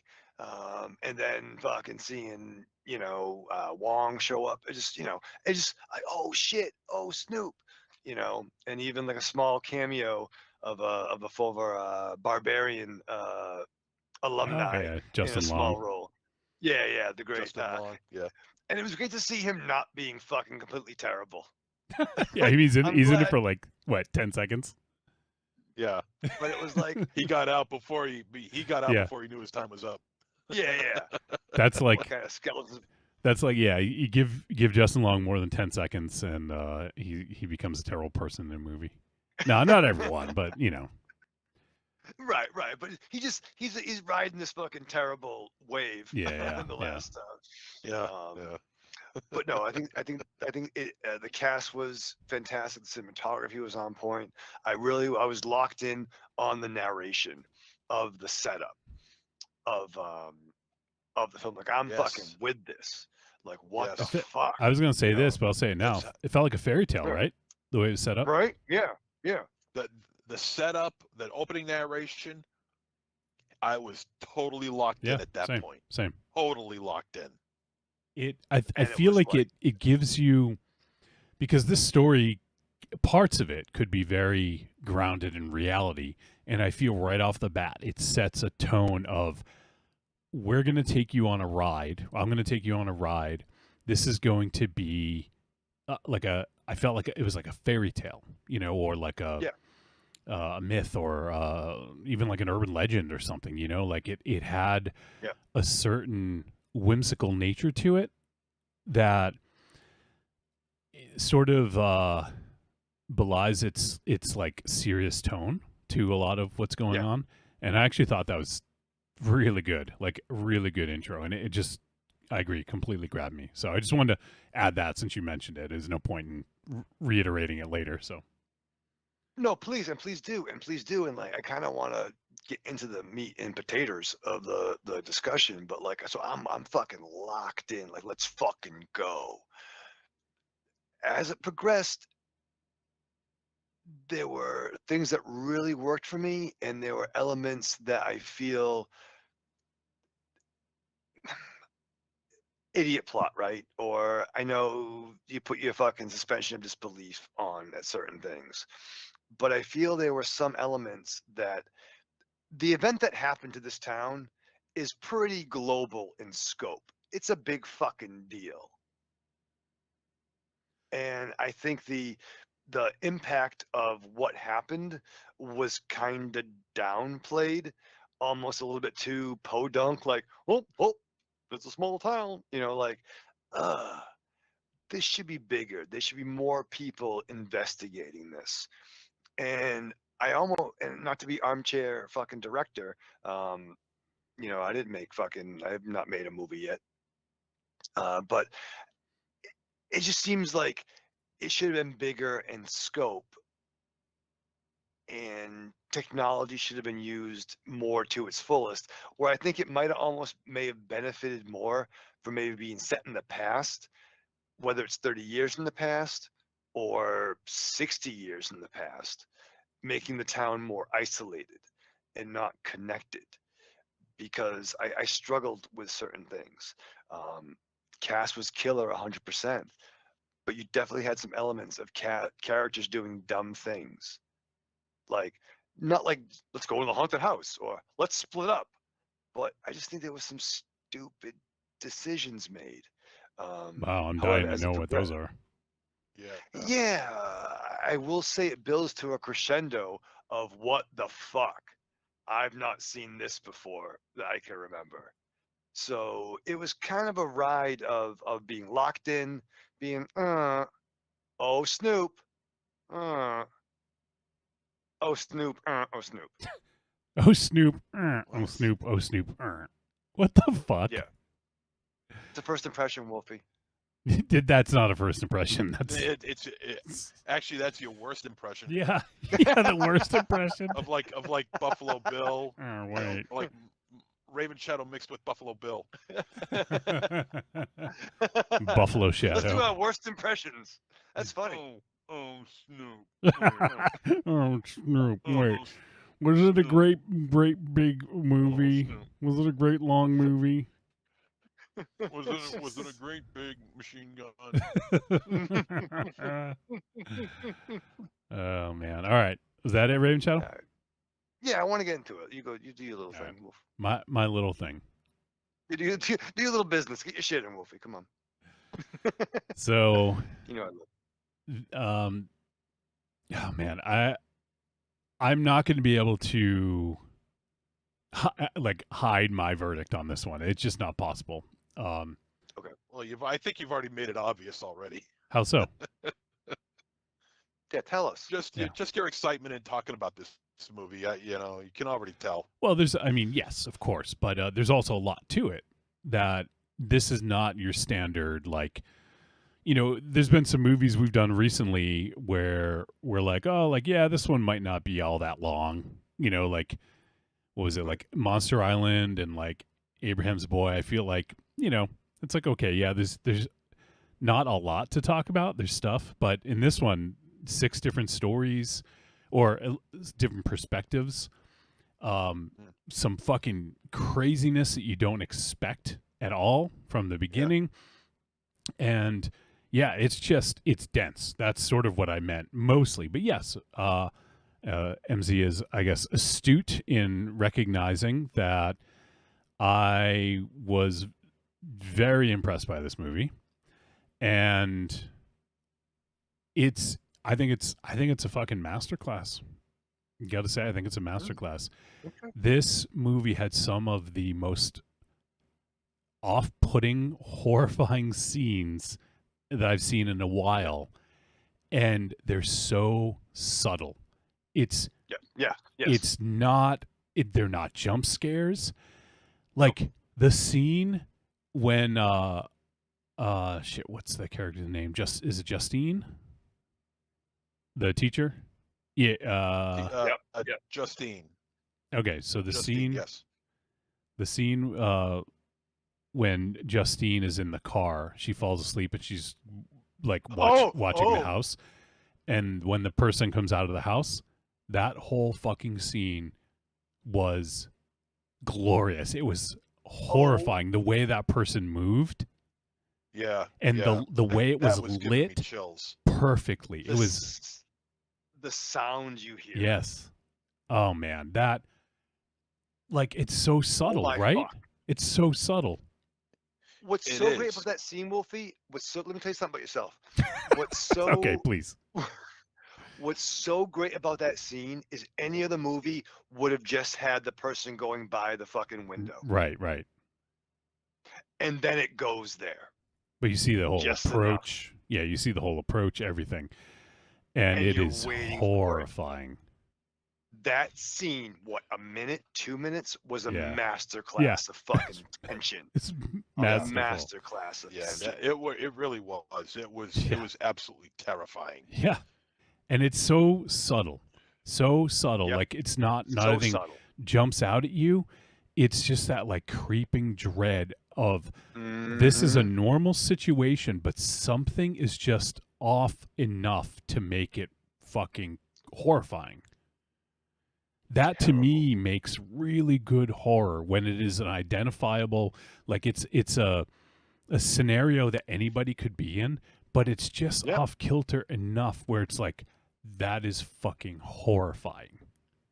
Oh, There's a couple of them. And it lingers, and it Yeah. lingers. Yep, yep. It's not quick. It gradually comes, and it's like about a minute scene, and the thing is that it's coming towards you. Yeah. You know. Yeah. I mean, you're seeing it from a third person perspective, but you feel like it's coming towards you. yeah. You know, and it's just absolutely terrifying the way the body is moving. Yep. It's a human movement. It's not like like CGI or some Nope. sort of contortionist doing this role. It's just a person moving very, very oddly with the arms shaped very, very, very, very bizarre look. Yeah. And walking in a certain way, and it just the whole package is just absolutely terrifying. And if I saw that coming towards me, I'd be running the other way. Yeah.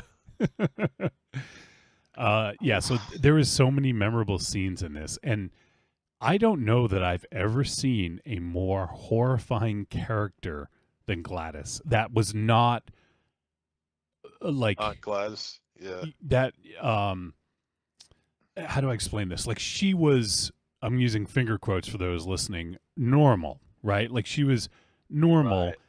She wasn't a clown per se. You know, she wasn't a monster per se. She passes as normal. But I don't think I've ever seen a more horrifying character that It was is almost like a like- normal person. It was like horror pretending to be normal. It's that character was I mean, when you fucking amazing. when you look at it, it's almost like the lead the titular character of The Taking of Deborah Logan mixed with modern day Carrot Top. That's how I was thinking the look same at it. thing. That's funny. I actually, and it's funny because I definitely agree with those, but I was thinking it's almost like a human version of like Pennywise. Like if you were to make a human form, you know, like without the clown makeup and all that. Like she had very clown-like features, you know. But Pretending to be human. Right.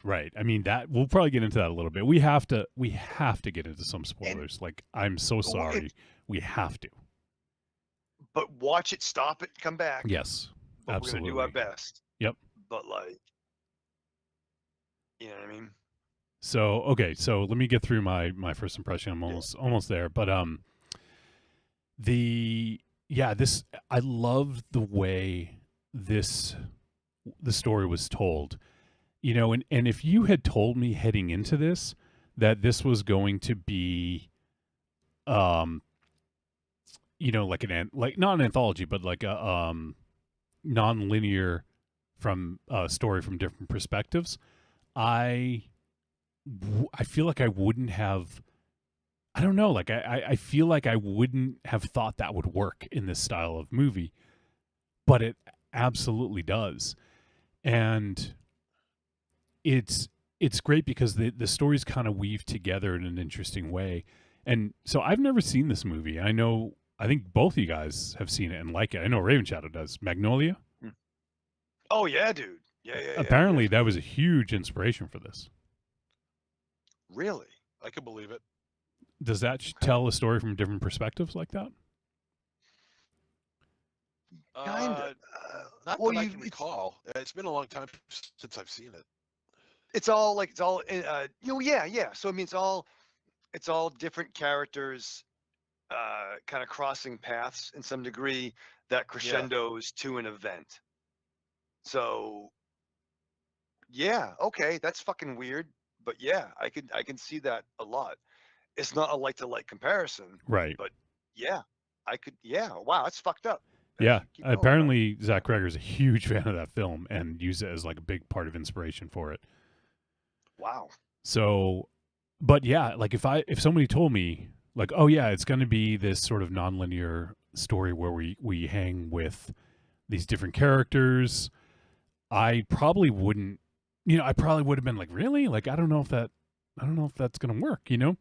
I'm glad I didn't know because going in, it was just a really like you're just along for the ride because you guys are right. Like you're hooked in the beginning. That the narration and wondering what happened to these kids. Like it's such an interesting hook. Like 17 kids disappear at 2:17 on the same night, and then the next day there's only one kid in class, and so we're seeing. It's just a really interesting premise. I'll get into some more of that. This is first impression. I'll just say that this is it's going to be hard to like. I don't know what's going to be better than this right now. And maybe there's some stuff that we've already watched that might be better, and I'm just not remembering. But this is up there, man. Like holy shit. It's dense. There's a lot going on, and the horror is fucking on, man. Like that's the thing. Like a lot of times we'll talk about movies that have things going on in multiple levels, but a lot of times they don't work super well as a horror movie per se. It's like they use some horror imagery, but it may not be necessarily a great horror movie. There's some moments of violence and stuff, but this one is a great horror movie, no doubt. Yeah. So I'll kind of cap it there because I have a lot more to say, but I want to get into it. I don't want to keep talking about first impressions. So, yeah, I don't know where to begin. Let's. Well, we already discussed the narration and how it completely had us hooked in from that point. So next thing you know, we're dealing with the kid, and he's in school all by himself. He's in the class all by himself. The school is full. All the classes are full.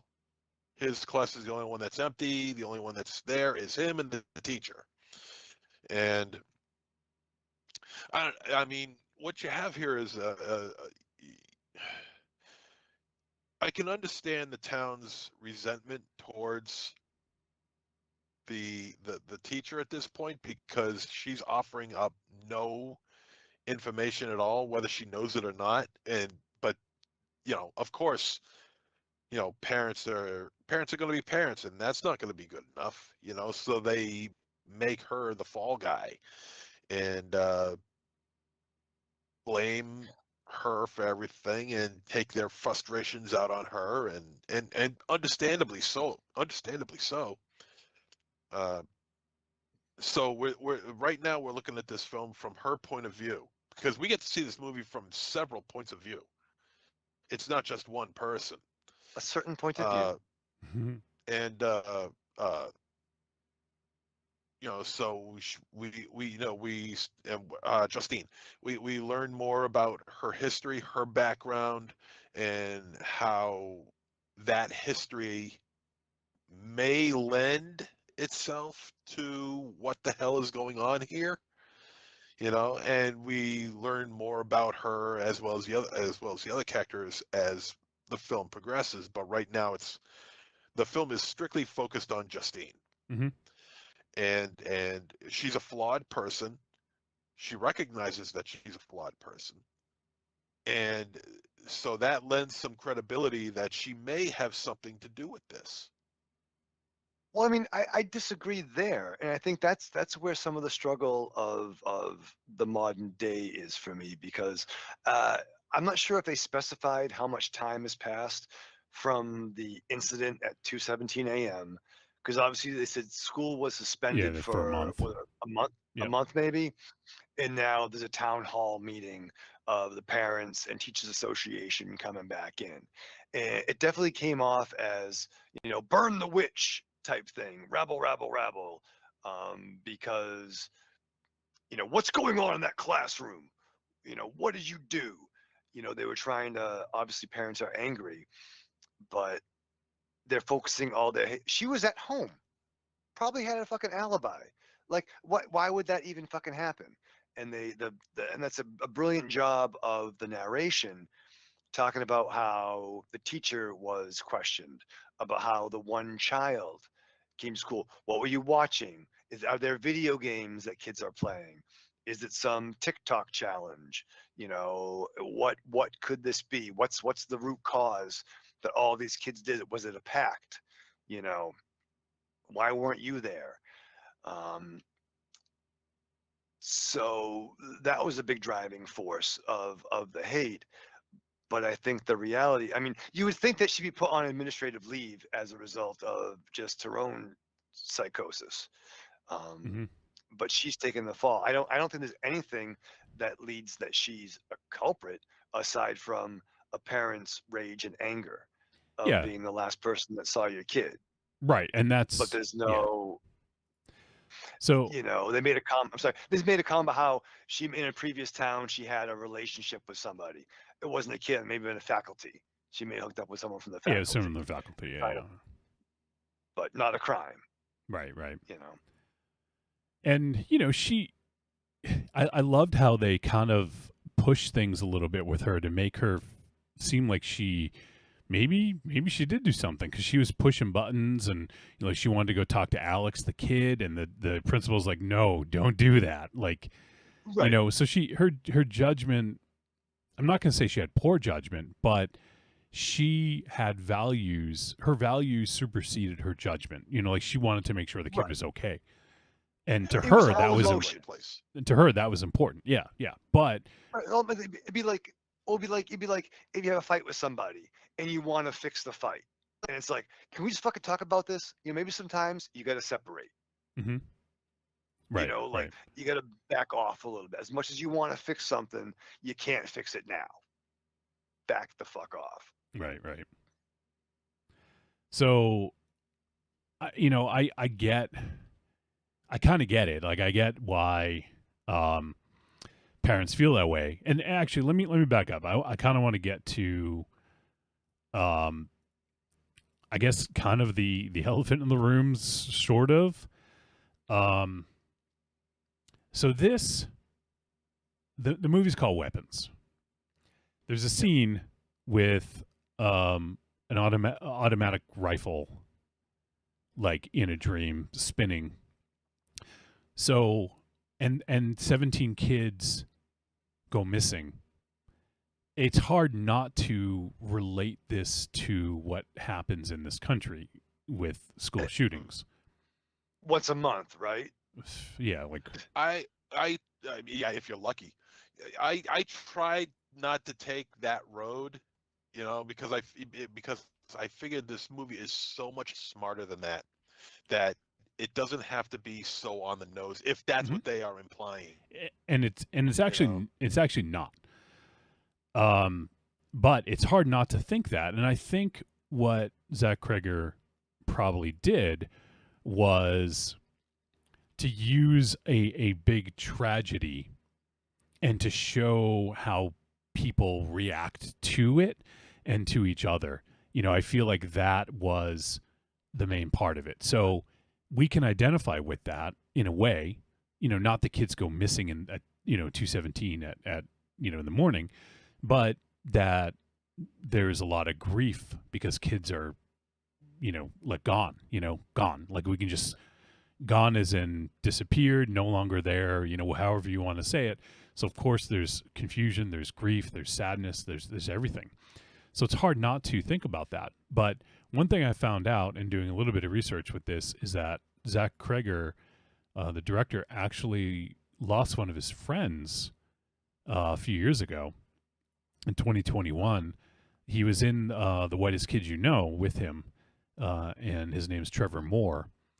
And he was 31 years old, died in August 2021.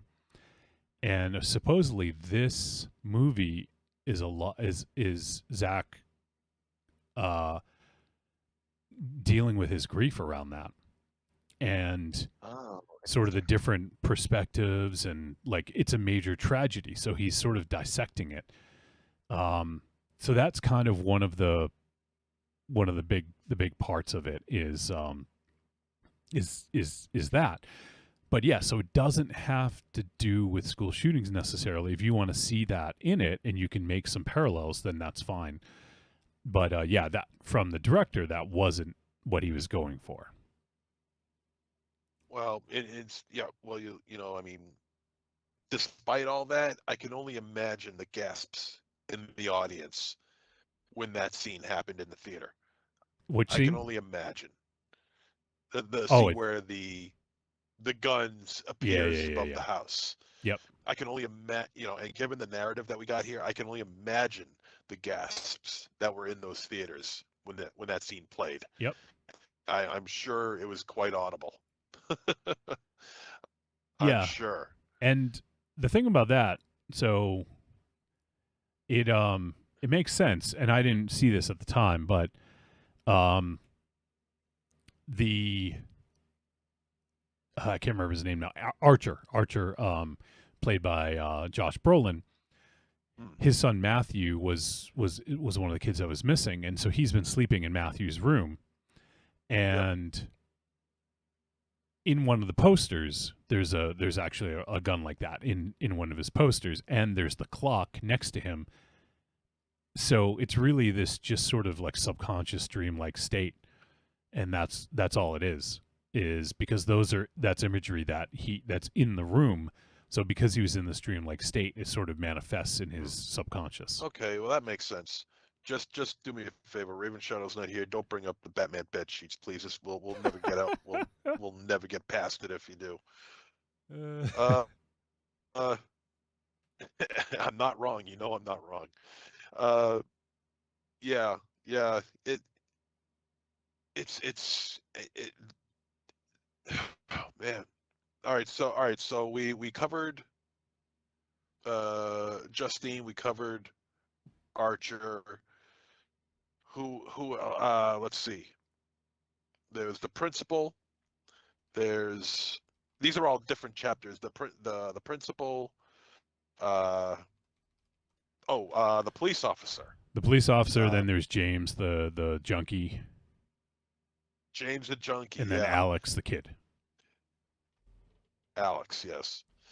The police officer. I mean, I feel like he does add something. I forget the name of the character. Is it Jeff or something like that? Let me look it up. It is Paul. His character definitely adds something, especially with his confrontation with James, which really ratchets up the tension, not in terms of fear, but in terms of just suspense and what's going to possibly happen when these two meet again.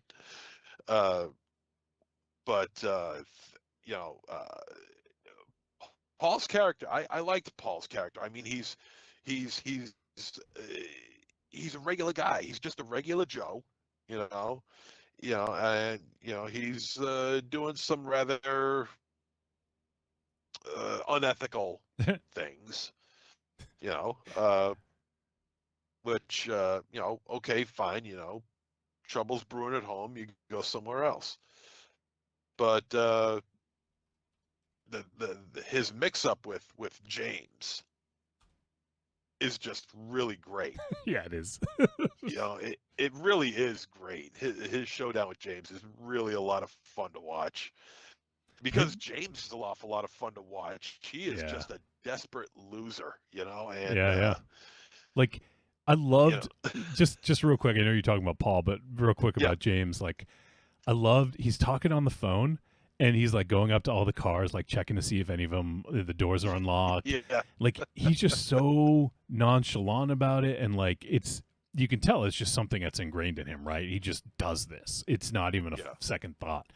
And that character was great. And Paul too. Yeah, Paul was good. I mean, good. He seemed like a good guy, but but obviously he has his own issues.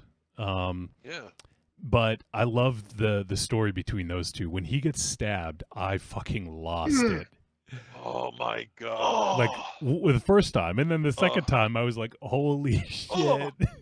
It was almost funny. Yeah, we got to talk. Yeah, that's a separate discussion. Are the stabbings? Yeah. The stabbings in this movie, man. Oh, we'll rough, talk right? about that. Yeah. We'll talk about that. Yeah. The interaction between Paul and James is an awful lot of fun to watch in a horror world. Right. They're not. It's not a buddy cop movie sort of thing. No. Far from it. But there's so much. I just love the interaction between those two. It just made the film just that much more interesting to watch, because you want to know who is going to make the next move and how bad are they going to push it. Yeah. And because they're both complicit in what they're doing to each other. Okay, I mean, one's on the side of good, one's not, desperate, not so much on the side of good, but they're both complicit in the situation that they're in at this point. Right. And this has nothing to do with the narrative. This is just an outside situation between the two of them. It does in a way. I mean, it gives a reason as to why. Like the police didn't know about it, right? Like, because their feud when James comes to go to the police station, and then Paul sees him, he's like, "What did I tell you?" He like goes and chases him, like. But I mean even before that, during their last encounter, because there are two different encounters. During their last encounter, their first encounter, it really has nothing to do with the narrative of this movie. Oh, true. I mean, yes, that doesn't. Yeah, that's what I meant. Okay. And so I struggle in. So good. After you. Someone go. Well, I struggle with. I know why he hit him, obviously, but wouldn't you want to bring that person in so they could be tested? But the thing is, I mean, he wasn't thinking that. What I mean? He wasn't thinking that, because what he was thinking is, I just punched this fucking dude. That's assault. That's police brutality. So that's all he was thinking. Not justifying it, but if you get fucking pricked with a fucking needle, I'm pretty sure you can't do it. I don't care how many episodes of Cops you've seen. You can't do that. No.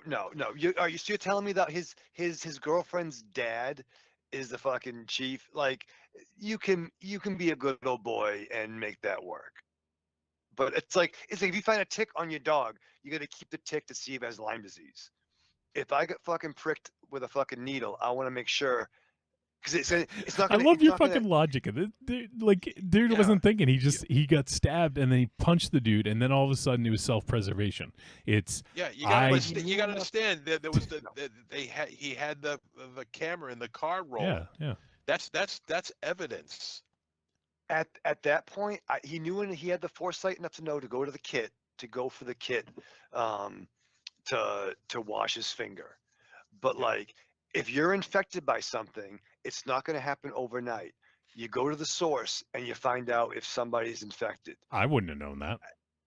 Yeah, but punching him out ain't going to do any good. But you can have a sample of his blood drawn. Yeah, I That mean, way you I wouldn't know. have, unless that's something they teach in police school. Like, that's not something I even thought about. But I'm not in the police school. Like, that's my first instinct is you gotta find out, does this motherfucker have something? Is shit gonna fucking fall off me? Or am I gonna fucking, you know what I mean? Like I will take the police brutality charge if I can go to bed knowing I'm not, you know what I mean? Yes, Yeah, but it's he would the have realest. that anyway. He would Okay, have that done anyway, with or without. I mean, he What? would have to. If it's a matter of you having HIV, I think you're gonna want to find out for sure and not go about your business or spread to somebody else. I mean, I don't know. It was like a funny scene in a movie that created additional tension between these two characters. That's like, you don't take the dude in and then get him tested. Like, why are you going to do that in a horror movie about about 17 kids missing? You know, like. But that's very horrifying. I understand it doesn't work for you, but like you just got to understand, like, a movie would be fucking 10 hours long if they included everything. Like, Yeah. Not only that, but think about this. How many times have you seen a movie where you see a guy, you see a cop shaking down a suspect, and you know they ask, "I'm going to search your pockets. Got anything that's going to prick me?" "No, sir." Right. And there's nothing there. This is the first time I can recall that's there in a movie that it did, you know, and it shocks you. I had a feeling it was going to happen too. I had a feeling. I'm like, this movie is going to go there. I have a feeling this movie is going to go there, and sure enough, it went there. Now the question is, what happens next? Because you never see what happens next, because it never happens in films. Right. This is the first time that I can recall. Maybe it has. I don't know, but I've never seen it. And you know, so there's another interesting factor right there. What's going to happen now? And how does it relate to what's going to happen for the rest of the film? Yep. So yeah, and I just love the certain cat and mouse with those two. Like, when he sees him, he starts chasing him and all that. And then later on, when he comes to the police station, when James comes to the police station, and we see, you know, like, and then Paul sees him, he's like, "What did I tell you? What did I tell you?" And he goes after him, starts chasing him, and it was just so fucking good. That, and then he goes to chase him in his fucking tent, and he gets more needles in the face. Holy shit! I was like, no fucking way, dude. It was so fucking hilarious. And forks and needles and forks just in the face. A lot of punctured skin. Yeah, a lot of punctured skin, and not just stabbings. I'm talking punctured skin. And it's the Foley design. It's the editing. It's the rapid pace of the stabbings, and it just it shakes you to your core. It's like it's almost those if you got, you know, stabbed in the eye with a fucking needle yourself. It's brutal. It's unforgiving. And that rapid fire editing, man, that just sells it to me. I mean, just absolutely brutal. And then there's the non-linear version of that where we revisit it from a second point of view, and we see what happens with these two later on. And things get pretty crazy there. And James, he's freaking out. He thought he was going to get, you know, I don't want to say what it is that he thought he was going to get, but I mean, his times at the pawn shop, you know, and just trying to the interaction, trying to sell shit off that he stole, and the interaction with that dude in the pawn shop was great. Yeah. That was, it's funny because if you had told, like, once again, if you had kind of told me like what the premise was and like the characters in it, James to me would be the character I would be like least interested in, like just on the surface thinking about it. But I feel like his character ended up being super interesting and really like added some levity to it, which I thought was really really fun. You know? Yeah. Yeah. His day in the life Writer, was you kind thank of the funny. director for Yeah. that. Yeah. He made these characters so interesting. They made them when you first see them, you know, it's so great what the director did here. When you first see them, they're just your average people with problems, some serious, some not so serious. But when you see them from the secondary point of view, that's when that's when the third and the second and third dimensions of these characters explode on you.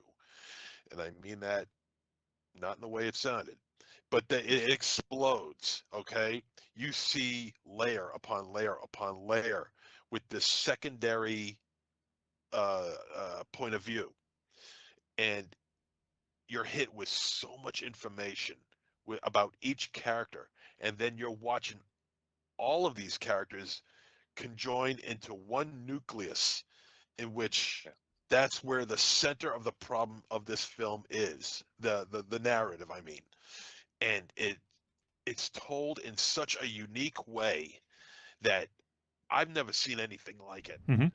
And I agree. it's damn near perfect.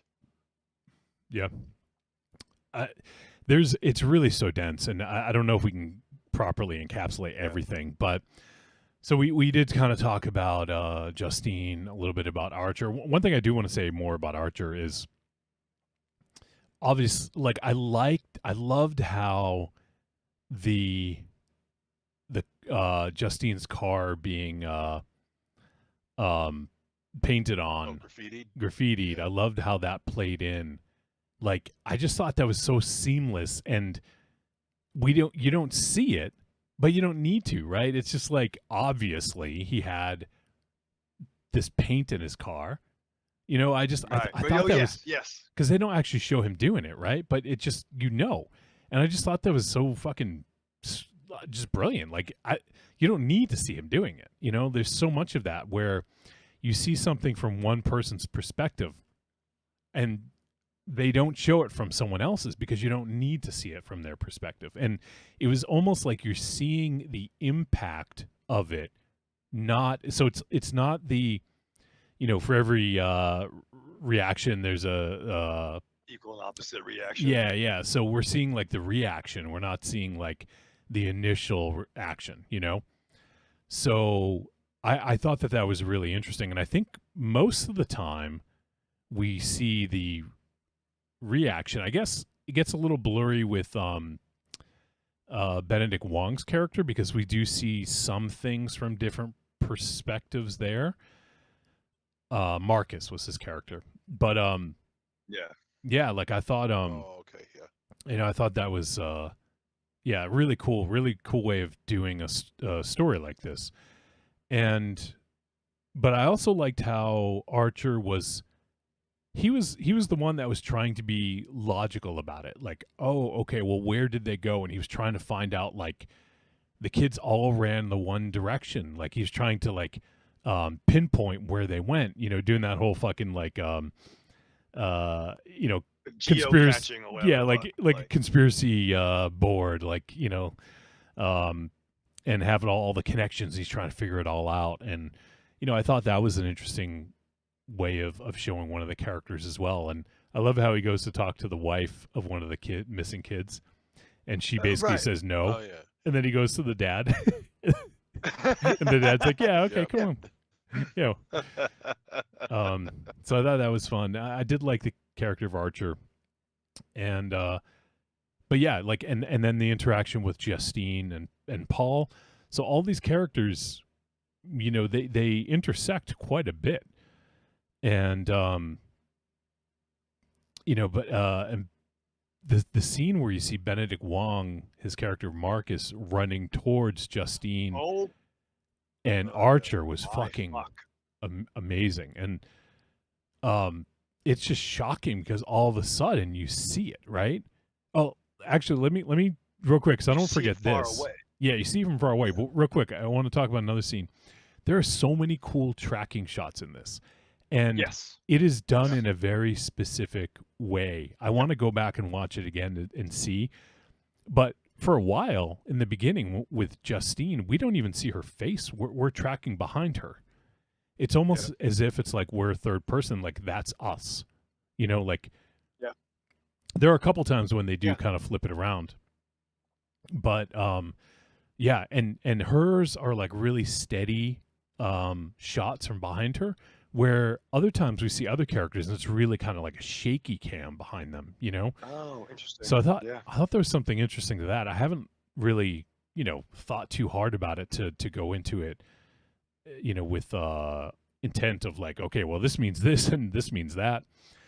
But yeah, that was cool. And so one of those scenes is after Justine and Paul meet up, and then Paul's girl walks into the liquor store, and that whole Holy tracking shit. sequence where she's following Justine, I thought was fucking great. That's part of that horror that we see. Now that scene isn't horrifying like the car scene with Justine later, but it's almost horrifying in a different way because you can feel that impending doom of what's going to happen. You know, right? Like she's moving with purpose. You know something's going to happen here. But when it happens, it's like, whoa, shit. It's just sudden and shocking, you know? What an interesting dichotomy between that shot, that tracking shot, and the shot of Marcus. Right. When when we chase him from behind, like see him from behind, yeah. You know, with the intensity. You know, one's with purpose and one's ravenous. Mm-hmm. Yep. Yeah, exactly. Right? Yep.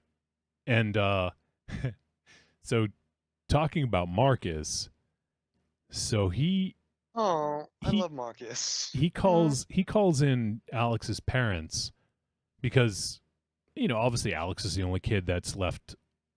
You know, all the other 17 are missing, and he wants to kind of just talk to him, find out what's, you know, how's Alex and like what's going on, like do they know something, and then we get to meet Aunt Gladys, and right away, like when they show her walking, it's through like this obscured glass, and like you get like almost a sense of like impending doom when she's walking, and then when you meet her and she talks, it's so weird. Like she is a character from a different place. I don't know what that place is.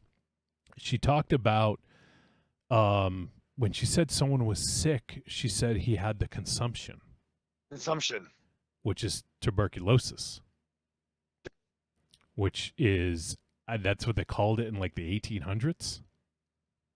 You know, because didn't he say something about Oregon Trail or something? Yeah, he's like, I thought the only thing happened on the Oregon Trail. Like, Yeah. what do you mean? Do you mean you have tuberculosis? Do you have what's your you know, fucking consumption? What's your function? You know, fucking like what's the fucking That's a good one. So already consumption junction. So already it's like what? Who calls it that? Like, why does she call it that? Where, like, you get a weird sense. And then the fucking makeup. Like, one thing about the makeup, what's so weird to me is her lips look blurry because the way they're like, it's almost like it's smeared into her like skin. Yeah, yeah. And the edges of it look blurry, and it's fucking creepy. Yeah. Just looking at her is fucking creepy. Yeah, it was on a Heath Ledger type of level, the way that was painted on her lips. It was just so, and I noticed, I mean, this is just something that I noticed. I don't know if it has anything to do with the story or not, but I noticed that in one scene she was wearing like this opaque blue rim glasses, and in another scene she was wearing like an opaque orange rim glasses. Now I don't know if that has any bearing in the story at all, but it's just one of those little things that I noticed. I don't know. Gladys, yeah, when the secretary or whoever it was says you could come in now, and she's making that slow march, behind that fogged up window, and you could just see a blurry outline of her, and she's Yeah. just moving slow, slow, slow, and you have no idea what to expect, and then you see her. It hits you like a freight train. You don't see anything like that. Right. And then like you were saying with her voice, I mean, and she's got the sweetest. She looks like she looks like somebody I wouldn't want to mess with. But then when she speaks, she's very eloquent, very kind. She's a little bit standoffish. You could tell by the way she Yes. Yeah. answers certain questions that basically, what she's saying is, well, this is the answer that I'm giving you, and tough shit if you think you're going to get anything else. Uh, but just the whole picture, along with the voice and just the way she looks, man, it's just a very unnerving, almost nightmarish and a baroque type Yeah. of character that you have here that just transcends dream and nightmare. It's really quite astonishingly Yeah. unnerving and creepy and evil to a certain extent. And uh, it just she is the she I would say that she is the epitome of what every young boy thinks that the aunt or the grandmother that they never see before that is suddenly showing up at their doorstep looks like. Oh yeah. Yeah. Absolutely. Like the worst. That Yeah. The yeah, worst fears that about that is sort of it. thing. That is what she is. That is what she looks like. The absolute nightmare of every young child who has never seen their aunt or their grandmother before, and they stop by the house and they look like that. That is it. Yep. Yeah, for sure. And Amy and Madigan brings it to fruitful life. I mean, she just pours everything into this role because there's a lot going on here, more than what we're going to say. But there's a lot going on here with that character, and Amy Madigan just belts a home run with it. Yeah. And one thing I thought was interesting that I found out about this is that Zach Kreger gave Amy Madigan a choice of like motivation of like this is I can't remember exactly what it was. I think the choice was this character is someone who is a long lost relative who they may have known but haven't seen in a while, or this is a character that didn't know them at all, like, and sort of like pretended to be that character. So I can't remember exactly what it was, but he gave, I might be misremembering a little bit, but he gave her basically two different ways to go with the motivation, and he said, "Don't tell me which you choose." So the director doesn't even know which direction she went with. Oh, so it was all in how she played it. Yeah, yeah. Which I think is super interesting. Oh, because there was a couple of dialogue, like she wasn't even at our wedding. Yeah, yeah. Like, and I loved. Sorry, I had to take care of Ollie. You're good. You're good. On some stuff. So I'm sorry I left. But even I love the Alex's dad interaction with him. Oh yeah, yeah. Like his dad. Like at first, so sweet. Yeah, like, nice guy. Yeah. Like, hey, champ, kiss any supermodels today? Or, well, your aunt's coming and it's family, and it's like I don't really even know her either. Like fucking, and just like we're trying to do the right thing here. And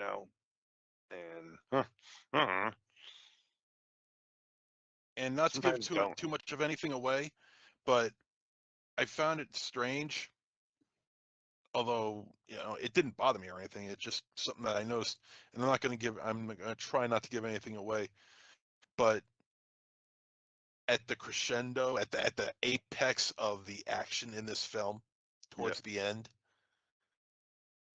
The face on the mom was absolutely spooky. Yeah, oh yeah, fuck yeah. That scared the hell out of me. Because the cross I don't salt know what scene? they did, man. Yeah, oh yeah. Huh? Oh yeah, Across yes. That was fucking freaky, man. There was something about the way she looked that just did not sit right with me at all. Even more than Gladys. There was something about that just did not sit right with me at all. That was scary. Yeah. Definitely. That was scary. Oh man, there's so many things. So Gladys, I want to talk real quick about Gladys. I don't really want to say what she is or what she might be because, you know, like I just don't want to say too much. People might don't. You know, I know we're doing some stuff where it's slightly spoilery, but I just don't want to flat out give some things away. But she had a very interesting plant that she brought with her. And when we first meet her, she's very sick to the point where Alex's dad says, "Oh, she'll probably be with us for about a month." Meaning, to me, that's all she has left. That's all the time she has left, right? That's what I got out of it. Yeah. And then, but then, yeah, like she has this tree that I believe was a blackthorn tree. And if you look that up, you'll find out some more about it. I don't want to say too much, but there's some very interesting iconography that she uses as well. On her bell, there is an upside down triangle. A symbol. Yep. Yeah. And then there's what looks like a 6. So a couple things. The upside down triangle, if you connect it to the 4 elements, because there's fire, air, water, earth. This is water. That's the symbol for water. And triangle. The downturned triangle is a symbol for water when you're looking at the elements. It's used a lot in like witchcraft and magic and things like that. So that potentially makes sense. As for the 6, I don't know. It could be a stylized sort of 6, but it didn't look like a 6 specifically. It could look like it was like another kind of symbol. But one thing it could be is there's 6 stories, 6 different like characters that we meet that we get to see their stories. Oh, was there? Yeah. Let me see. There's one other thing about that. I can't remember right now. But yeah, so the thing about the triangle, not only is it a symbol of water, it's also a symbol of feminine power, is like one of the ways to look at it as well. Okay. And I mean, you know, we see a little bit of that in Gladys, right? So oh yeah, sure, for sure. But you know, so that could be part of it as well. I think Gladys is supposed to just be an enigma. I don't think we're supposed to know everything about her because ultimately it doesn't matter that much. Yeah. It's the event that happens and sort of how people react to it. I feel like that is the crux of this movie. Now, oh shit. I'm going to wait till he comes back to say this one because I'm quoting him. But yeah, MZ, do you have anything to add to that? I don't want to hog all the time here. Add to what you're saying? Yeah, about the symbolism and things about Gladys. Oh God. I don't know what to add to that, to be honest with you. I mean, I followed witchcraft like a little over 20, maybe 26 years ago, but 27 years ago. Don't remember too much of it now. Yeah, and there's different types and different practices and stuff like that. So so Raven Chat, I wanted to wait for you to come back. So sorry. I'll say the scene when Gladys gets her comeuppance. Oh. We got to talk a little bit about that, at least in sort of veiled terms. What did you guys think of that fucking scene? Fuck yeah. That I think the whole scene leading up. Oh, yeah, all that's the what I scenes mean. Leading up to Yeah. that was ridiculous. it was amazing. Listen. Amazing. When shit goes off, it goes off. Like, it's like, remember the scene in fucking Ferris Bueller's Day Off? Let's take it up to 11. Yeah, pretty much. When he's trying to get home. Those kids, when I saw those kids, it reminded me of the dead dogs in Resident Evil. When you first meet up with the dead dogs in Resident Evil, that's all I could think of. It was just absolutely fucking insane, absolutely insane. And then when you mentioned the comeuppance, I'm like, holy shit, they actually went there. I don't believe it. That's when I was like, I was really proud of this movie. It got dark, yeah. Because it got dark. That's when it got dark? Yeah, I was gonna say. It was so funny before that. Dark? Yeah. Yeah. It was such a fun-loving film before that. You know? Yeah, that end scene was absolutely off the hook. But it kept fucking going, and just the aftermath, like, oh, fucking. Yeah. Movies got fucking balls. This movie's got some stones. So it does. we have some chat on YouTube. I haven't been looking. Now I am. So Creepy Girl says, on my way home, I'm listening. Hey, Creepy Girl. Hey. I'm curious what Creepy Girl thought of this. Yeah, for sure. And our boy Jimmy Ma's back. Followed her on Instagram, you'd know. I don't look at social media these days, so it's not that I don't follow people. I just don't look. So, yeah. Jimmy Ma's back. What's up, Jimmy? What's up, baby? Jimmy says Gladys is the new horror icon. And hello. What's up, Jimmy? And Jimmy says one choice of her backstory is she's not human at all. Absolutely, I could totally see that. Yeah. Because it looked to me like she was almost like cosplaying a human at times. Right. Yes. You know, what people think a human would act like and talk like and everything. Like, I'm a human. I do on the computer. I go to work job. Hi, everybody. I am human, just like me. I don't know what I think about that. Oh, Why? boy. How does that make sense? I don't know. But why would he take on an established product? Oh, he's getting divorced? He's doing it his own way, apparently. Like yeah, if you hire we'll Zach, wait and see what happens with that. Yeah, if you hire Zach Kreger, you have to let him do his thing. Like, you don't hire him, you know, and tell him what to do. You know, so apparently he has a way to do it that he's excited about. So, I mean, all the power to him. I hope he can pull it off. I have reservations, but I mean, yeah. All right, I guess we can head to the verdict. I'm going live now on the different platforms. I don't even know if it's fucking working. Let me see. Are we back on YouTube? Can never tell if it's gonna like let me back into the stream or if I have to start a new one. I guess it worked. Yeah. Okay. So we're back on YouTube. I don't know if I can get back on Patreon. They have a weird setup where it's not super. It doesn't make sense. So like how to get back to to one. So all right. Well, I think we're done on Patreon for tonight, but we're back on YouTube. So yeah, let's do the verdict. Let's do that. We'll wrap things up. If you guys think of anything else, we can do it then. Go. Trick or treat, baby.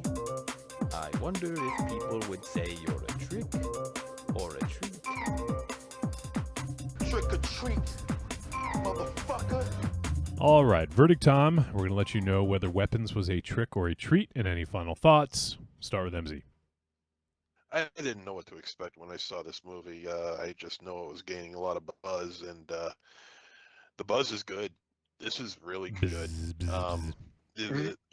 This I didn't know what to expect, but I sure as hell wasn't expecting this, and I'm glad that I got to see this. You're Gladys. I am Gladys. I'm Gladys to be here. Thank you. This is, without question, one of the best films of the year. This will find a place in my top 13 somewhere. I don't know where yet, but it will find a place. It's not going anywhere. It's in my top 13.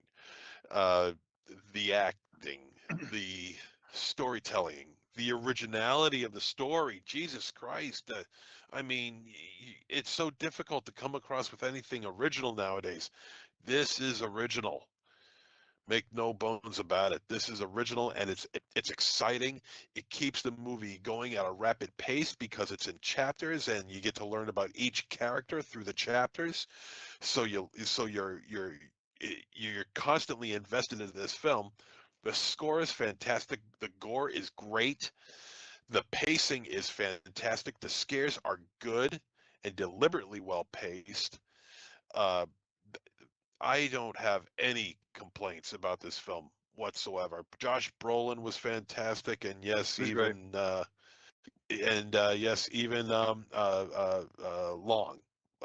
as short as he was in it, Justin Long. Justin Long was for a very short time. Yeah, the long and short of it. That's pretty much it. Yeah, even he was good. It looks like he's going to be a Krager mainstay for the next film for the rest of his life, I guess. I can't wait to see what he. Well, we already know what he's going to do next, and I think I can wait on that. But if it's Krager, I have to see it, no matter what it is. This is a bona fide treat, no question about it. All right, Raven Shadow, how about you? So yeah, I mean, I did struggle with some suspension of disbelief things at times. Like I feel like they hyped up the door cams in the beginning, like in the start of the investigation. But then, like I feel, I don't know. I get it. I get it's a movie. I understand it. You know what I mean? But like, I feel the police should have watched all the security cams and should have identified things before Thanos did. You know, and I think they could have utilized the security cameras of other towns, considering all the kids do not live in the same neighborhood. I'm fairly certain that they did. Like, like. Yeah, why wouldn't they? Yeah, it's just that they didn't get anything from it, you know. Okay, then maybe, which could be fair. Maybe they just didn't. You know, I mean, I'm not going to say that. You know, I wish cops were like in the good movies when they were the good guys. So yeah, maybe just fucking dumb fucks and didn't get any information. That could be fair. But you could tell, like, ride. Well, I can't remember his name, but Toby Huss's character, he was the police chief or whatever. Like, he was just sort of like, yeah, you know, the feds are looking into it, you know, like, so it might have got taken out of their hands, and who fucking knows. Look at the fucking feds now, you know, like, do you think they can fucking run a fucking case? You know what? I take it back. I fucking it's all true. Yeah, you know what? I'm not condescending. Yeah, you're right. Yeah. You know what? Touche. Dark fucking journey, man. There's some fucked up scenes. There's some really like quiet horror stuff that jumps at you and it fucks you up. This was not fun, but it was a fucking ride, man. And again, I'll check out Resident Evil. Not Resident Evil. Yeah, make that movie. I don't know. But no, I think this cat's gonna make some fucking great pictures as he go about his creative journey, and I think we're all down for the ride. So it's a fucked up movie. Check it out, definitely. I think it's fair to say it's easy top 10 at this stage, at least right now. It's fair to say. So definitely a treat. All right, I'll try to keep mine as short and sweet as possible. Yeah, this is a huge fucking treat. This movie is. It's just a fucking masterclass. Like, there's a few directors out there right now. Jordan Peele, Ari Aster. Let's see. Oh man, Robert Eggers. Robert Eggers, definitely. I would throw this dude in there, man. Even Julia Ducournau. I can't remember how to pronounce her name. She did Substance and Revenge. Oh yeah. Oh no, Coralie Farge. That's it. Coralie Farge. Yeah. The Julia Ducournau is the star of Revenge. That's what it was. But yeah, like there's a handful of directors that when they make a movie, it is like destination viewing now, and it just so happens that we have an amazing filmmaker making horror movies, and he loves horror, and I think we're going to continue to get horror movies from him, and I couldn't be happier. Like this dude is outstanding, and his films are outstanding, and this is no different. This is right up there, man. This is such a great fucking movie. It's just all things you guys said. It's told in such a unique way.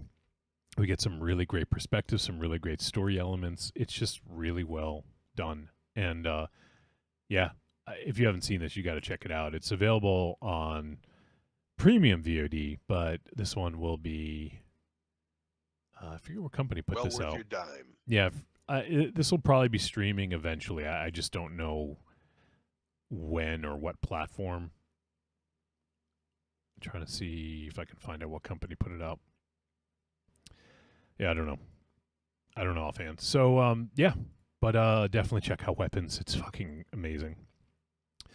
For the longest time, I've been trying to figure out what film, because every year I always end up buying a film on physical media that I want to have, and looks like I just found it. It's got to be Weapons. I gotta own this. Have to own this. Oh, I just found out. So apparently Netflix was ready to pay more money up front for this movie than New Line, but they didn't assure a theatrical release. And Craigers wanted a theatrical release, and then New Line has a track record with horror in theaters. So I'm glad you mentioned that, Wolfie. I popped for the New Line logo. Yeah. I had actually forgotten, but yeah, it was nice to see in front of a horror movie. It's just one of those things, right? Yeah. Yeah. So I guess that's all. Oh, and I love the placement of the George Harrison song at the beginning, "Beware of Darkness." Right. Right. Yeah. We haven't even talked about the fucking kids really, but the kids the running was so creepy. It's just so subtle. But the way they're running, like, I don't know if they're supposed to look like triangles. Like, that's, because they have their arms out and pointed down. So they could be trying to look like that. Or it's just to show somebody's, like, control over them. They're, like... being pulled. Yeah. Almost like you're, like, being, like Pied Pipery. Yeah. Like, fucking... Yeah. So I'm not sure, but that, like... To be a kid in this movie, that must have been the coolest fucking thing, because they had really cool scenes with like the running scenes from the house. But then later on, when they're all like, the scene, like jumping through windows and running through houses. Like, how fucking fun would that have been if you were a kid? You get to jump through fucking windows. Like, I don't know. Like, I was just watching it like, man, this must have been so fucking fun for these kids. And they must have, and those are real houses, right? I mean, those are fucking real. I mean, I don't know if they're real. They could have been built sets. Real houses, probably fake glass. I mean. Yeah. I mean, because they they kind of ran through those walls pretty easily too. But yeah. So huge treat. I agree with MZ. This is definitely on the top 13. It's going to be, as of right now, like, without giving it too much thought, it might be hard to top right now. So, there you have it. Great fucking movie. Check out Weapons and let us know what you think. I'd love to get some thoughts on this one. I want to know what people think. But next week, we have a Patreon takeover. And I believe one of these movies is available online. Let me go ahead and see if the other one is. It might be a very small VOD charge. Let's see. All right, so next week we're going to be joined for a Patreon takeover with our boy Joshua Libre. Fuck yeah, dude. So Joshua Libre will be joining us, and he has some really interesting picks. Let's see. Is this one streaming? Okay, so this one is not. Okay, actually, it is streaming for free. I think you need a library card. So the two movies we're doing a film called Amsterdammed. What? You guys familiar with it? Amsterdam. I think I've heard of it. Okay. You probably would have, MZ, because it is from 1988, and apparently it's a kind of a giallo. I think I have heard of this, yes. It's not Italian, though. It's I believe it's Dutch. Amsterdam. Yeah. Yeah, well, yes. I mean, it is, made in the Netherlands, so it's Dutch. So Joshua Libre has picked Amsterdammed. I won't say anything. You guys can check it out. It looks like it's streaming on Prime and Tubi, from what I can tell. Okay. Yeah. Prime and Tubi. It's included with Prime, so if you have Prime Video, it's included, or you can go to Tubi and watch it there. And the other one, it's interesting because we've talked about this movie a couple times, but I've actually never seen it, and I'm a big fan of the film that preceded this. So I've been wanting to see this for a while, but we're going to be doing from 1983, directed by Sylvester Stallone, Staying Alive. Oh, for Christ's sake! What? What do you? Why that response? Staying Alive. Oh God! What? I want to know what what's that response for? Well, you've never seen Staying Alive, right? I love Saturday Night Fever. Oh, who doesn't? So I lost you guys. What did I miss? You lost us? Yeah, I heard. You were there the whole one, time. Oh, okay. So we're doing Amsterdam and Staying Alive. Oh, the fucking Travolta joint? Yeah. The sequel to fucking Saturday Night Fever, yeah. That's fucking weird, Joshua Libre. See? We have talked about it, though. Right. And we've talked about Saturday Night Live a lot. Oh, Saturday Night Fever. He hit my hair. I work in my hair a long time. He hit my hair. Like we quote it all the time. So I think it only makes sense that we check this out. Wow. My hair. So there you go. Staying Alive and Amsterdammed. Staying Alive, you can actually watch for free if you have a library card on Canopy or Hoopla. So you just gotta, if you're not signed up for those services, you just gotta sign up and you can watch it for free there. Or you can rent it for $3.79, I think, on Amazon. So yeah, you can check that out. And then also Amsterdam is streaming on Prime if you have a Prime Video, and also on Tubi, which is free for everyone. All right, well, there you guys go. That's what we're doing. Oh, hey. We have a voice message, so let me just get to that, and then we'll wrap up. Man, can't get away from these fucking tech issues. So fucking... It's probably Wednesday. Why did we have less tech issues when we're all in the same room? And we had some occasionally, but not like this, right? Yeah, it's definitely silly. Fucking computer just fucking blue screens. I'll show you guys the fucking photo. It just blue screen while we're doing the show. I blame the guy who runs the show. Oh, wow. I'll tell him then. Yeah. 0. All right. Let's see here. So we are going to hear from Evil Corny. Fuck yeah. And let's see. I wonder if he's going to tell us what he thinks about this movie. I hope so. I'd like to get his me thoughts. Oh, shit. Corny's his voicemail file is 666 kilobytes. Fuck yeah. 666. Look at that.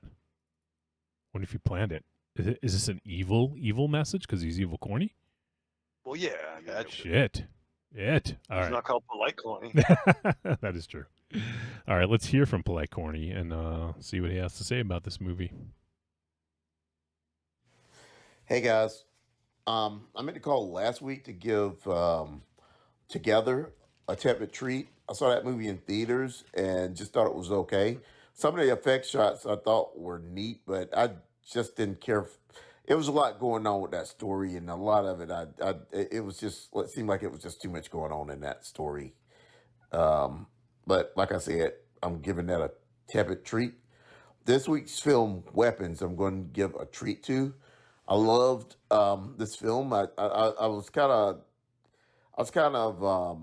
when I saw it in theaters a couple weeks ago, I kind of didn't care how they was telling everything in chapters, or as individual stories, but I really appreciated it when everything paid off. And in this film, when the tables get turned, that might be one of my favorite sequences that I think I've seen in a film this year. Like I said, I'm going to give it a treat, and I'll talk to you all later. Evil Corny out. What up, Raven Shadow? What up, Corny? I had a feeling I was coming.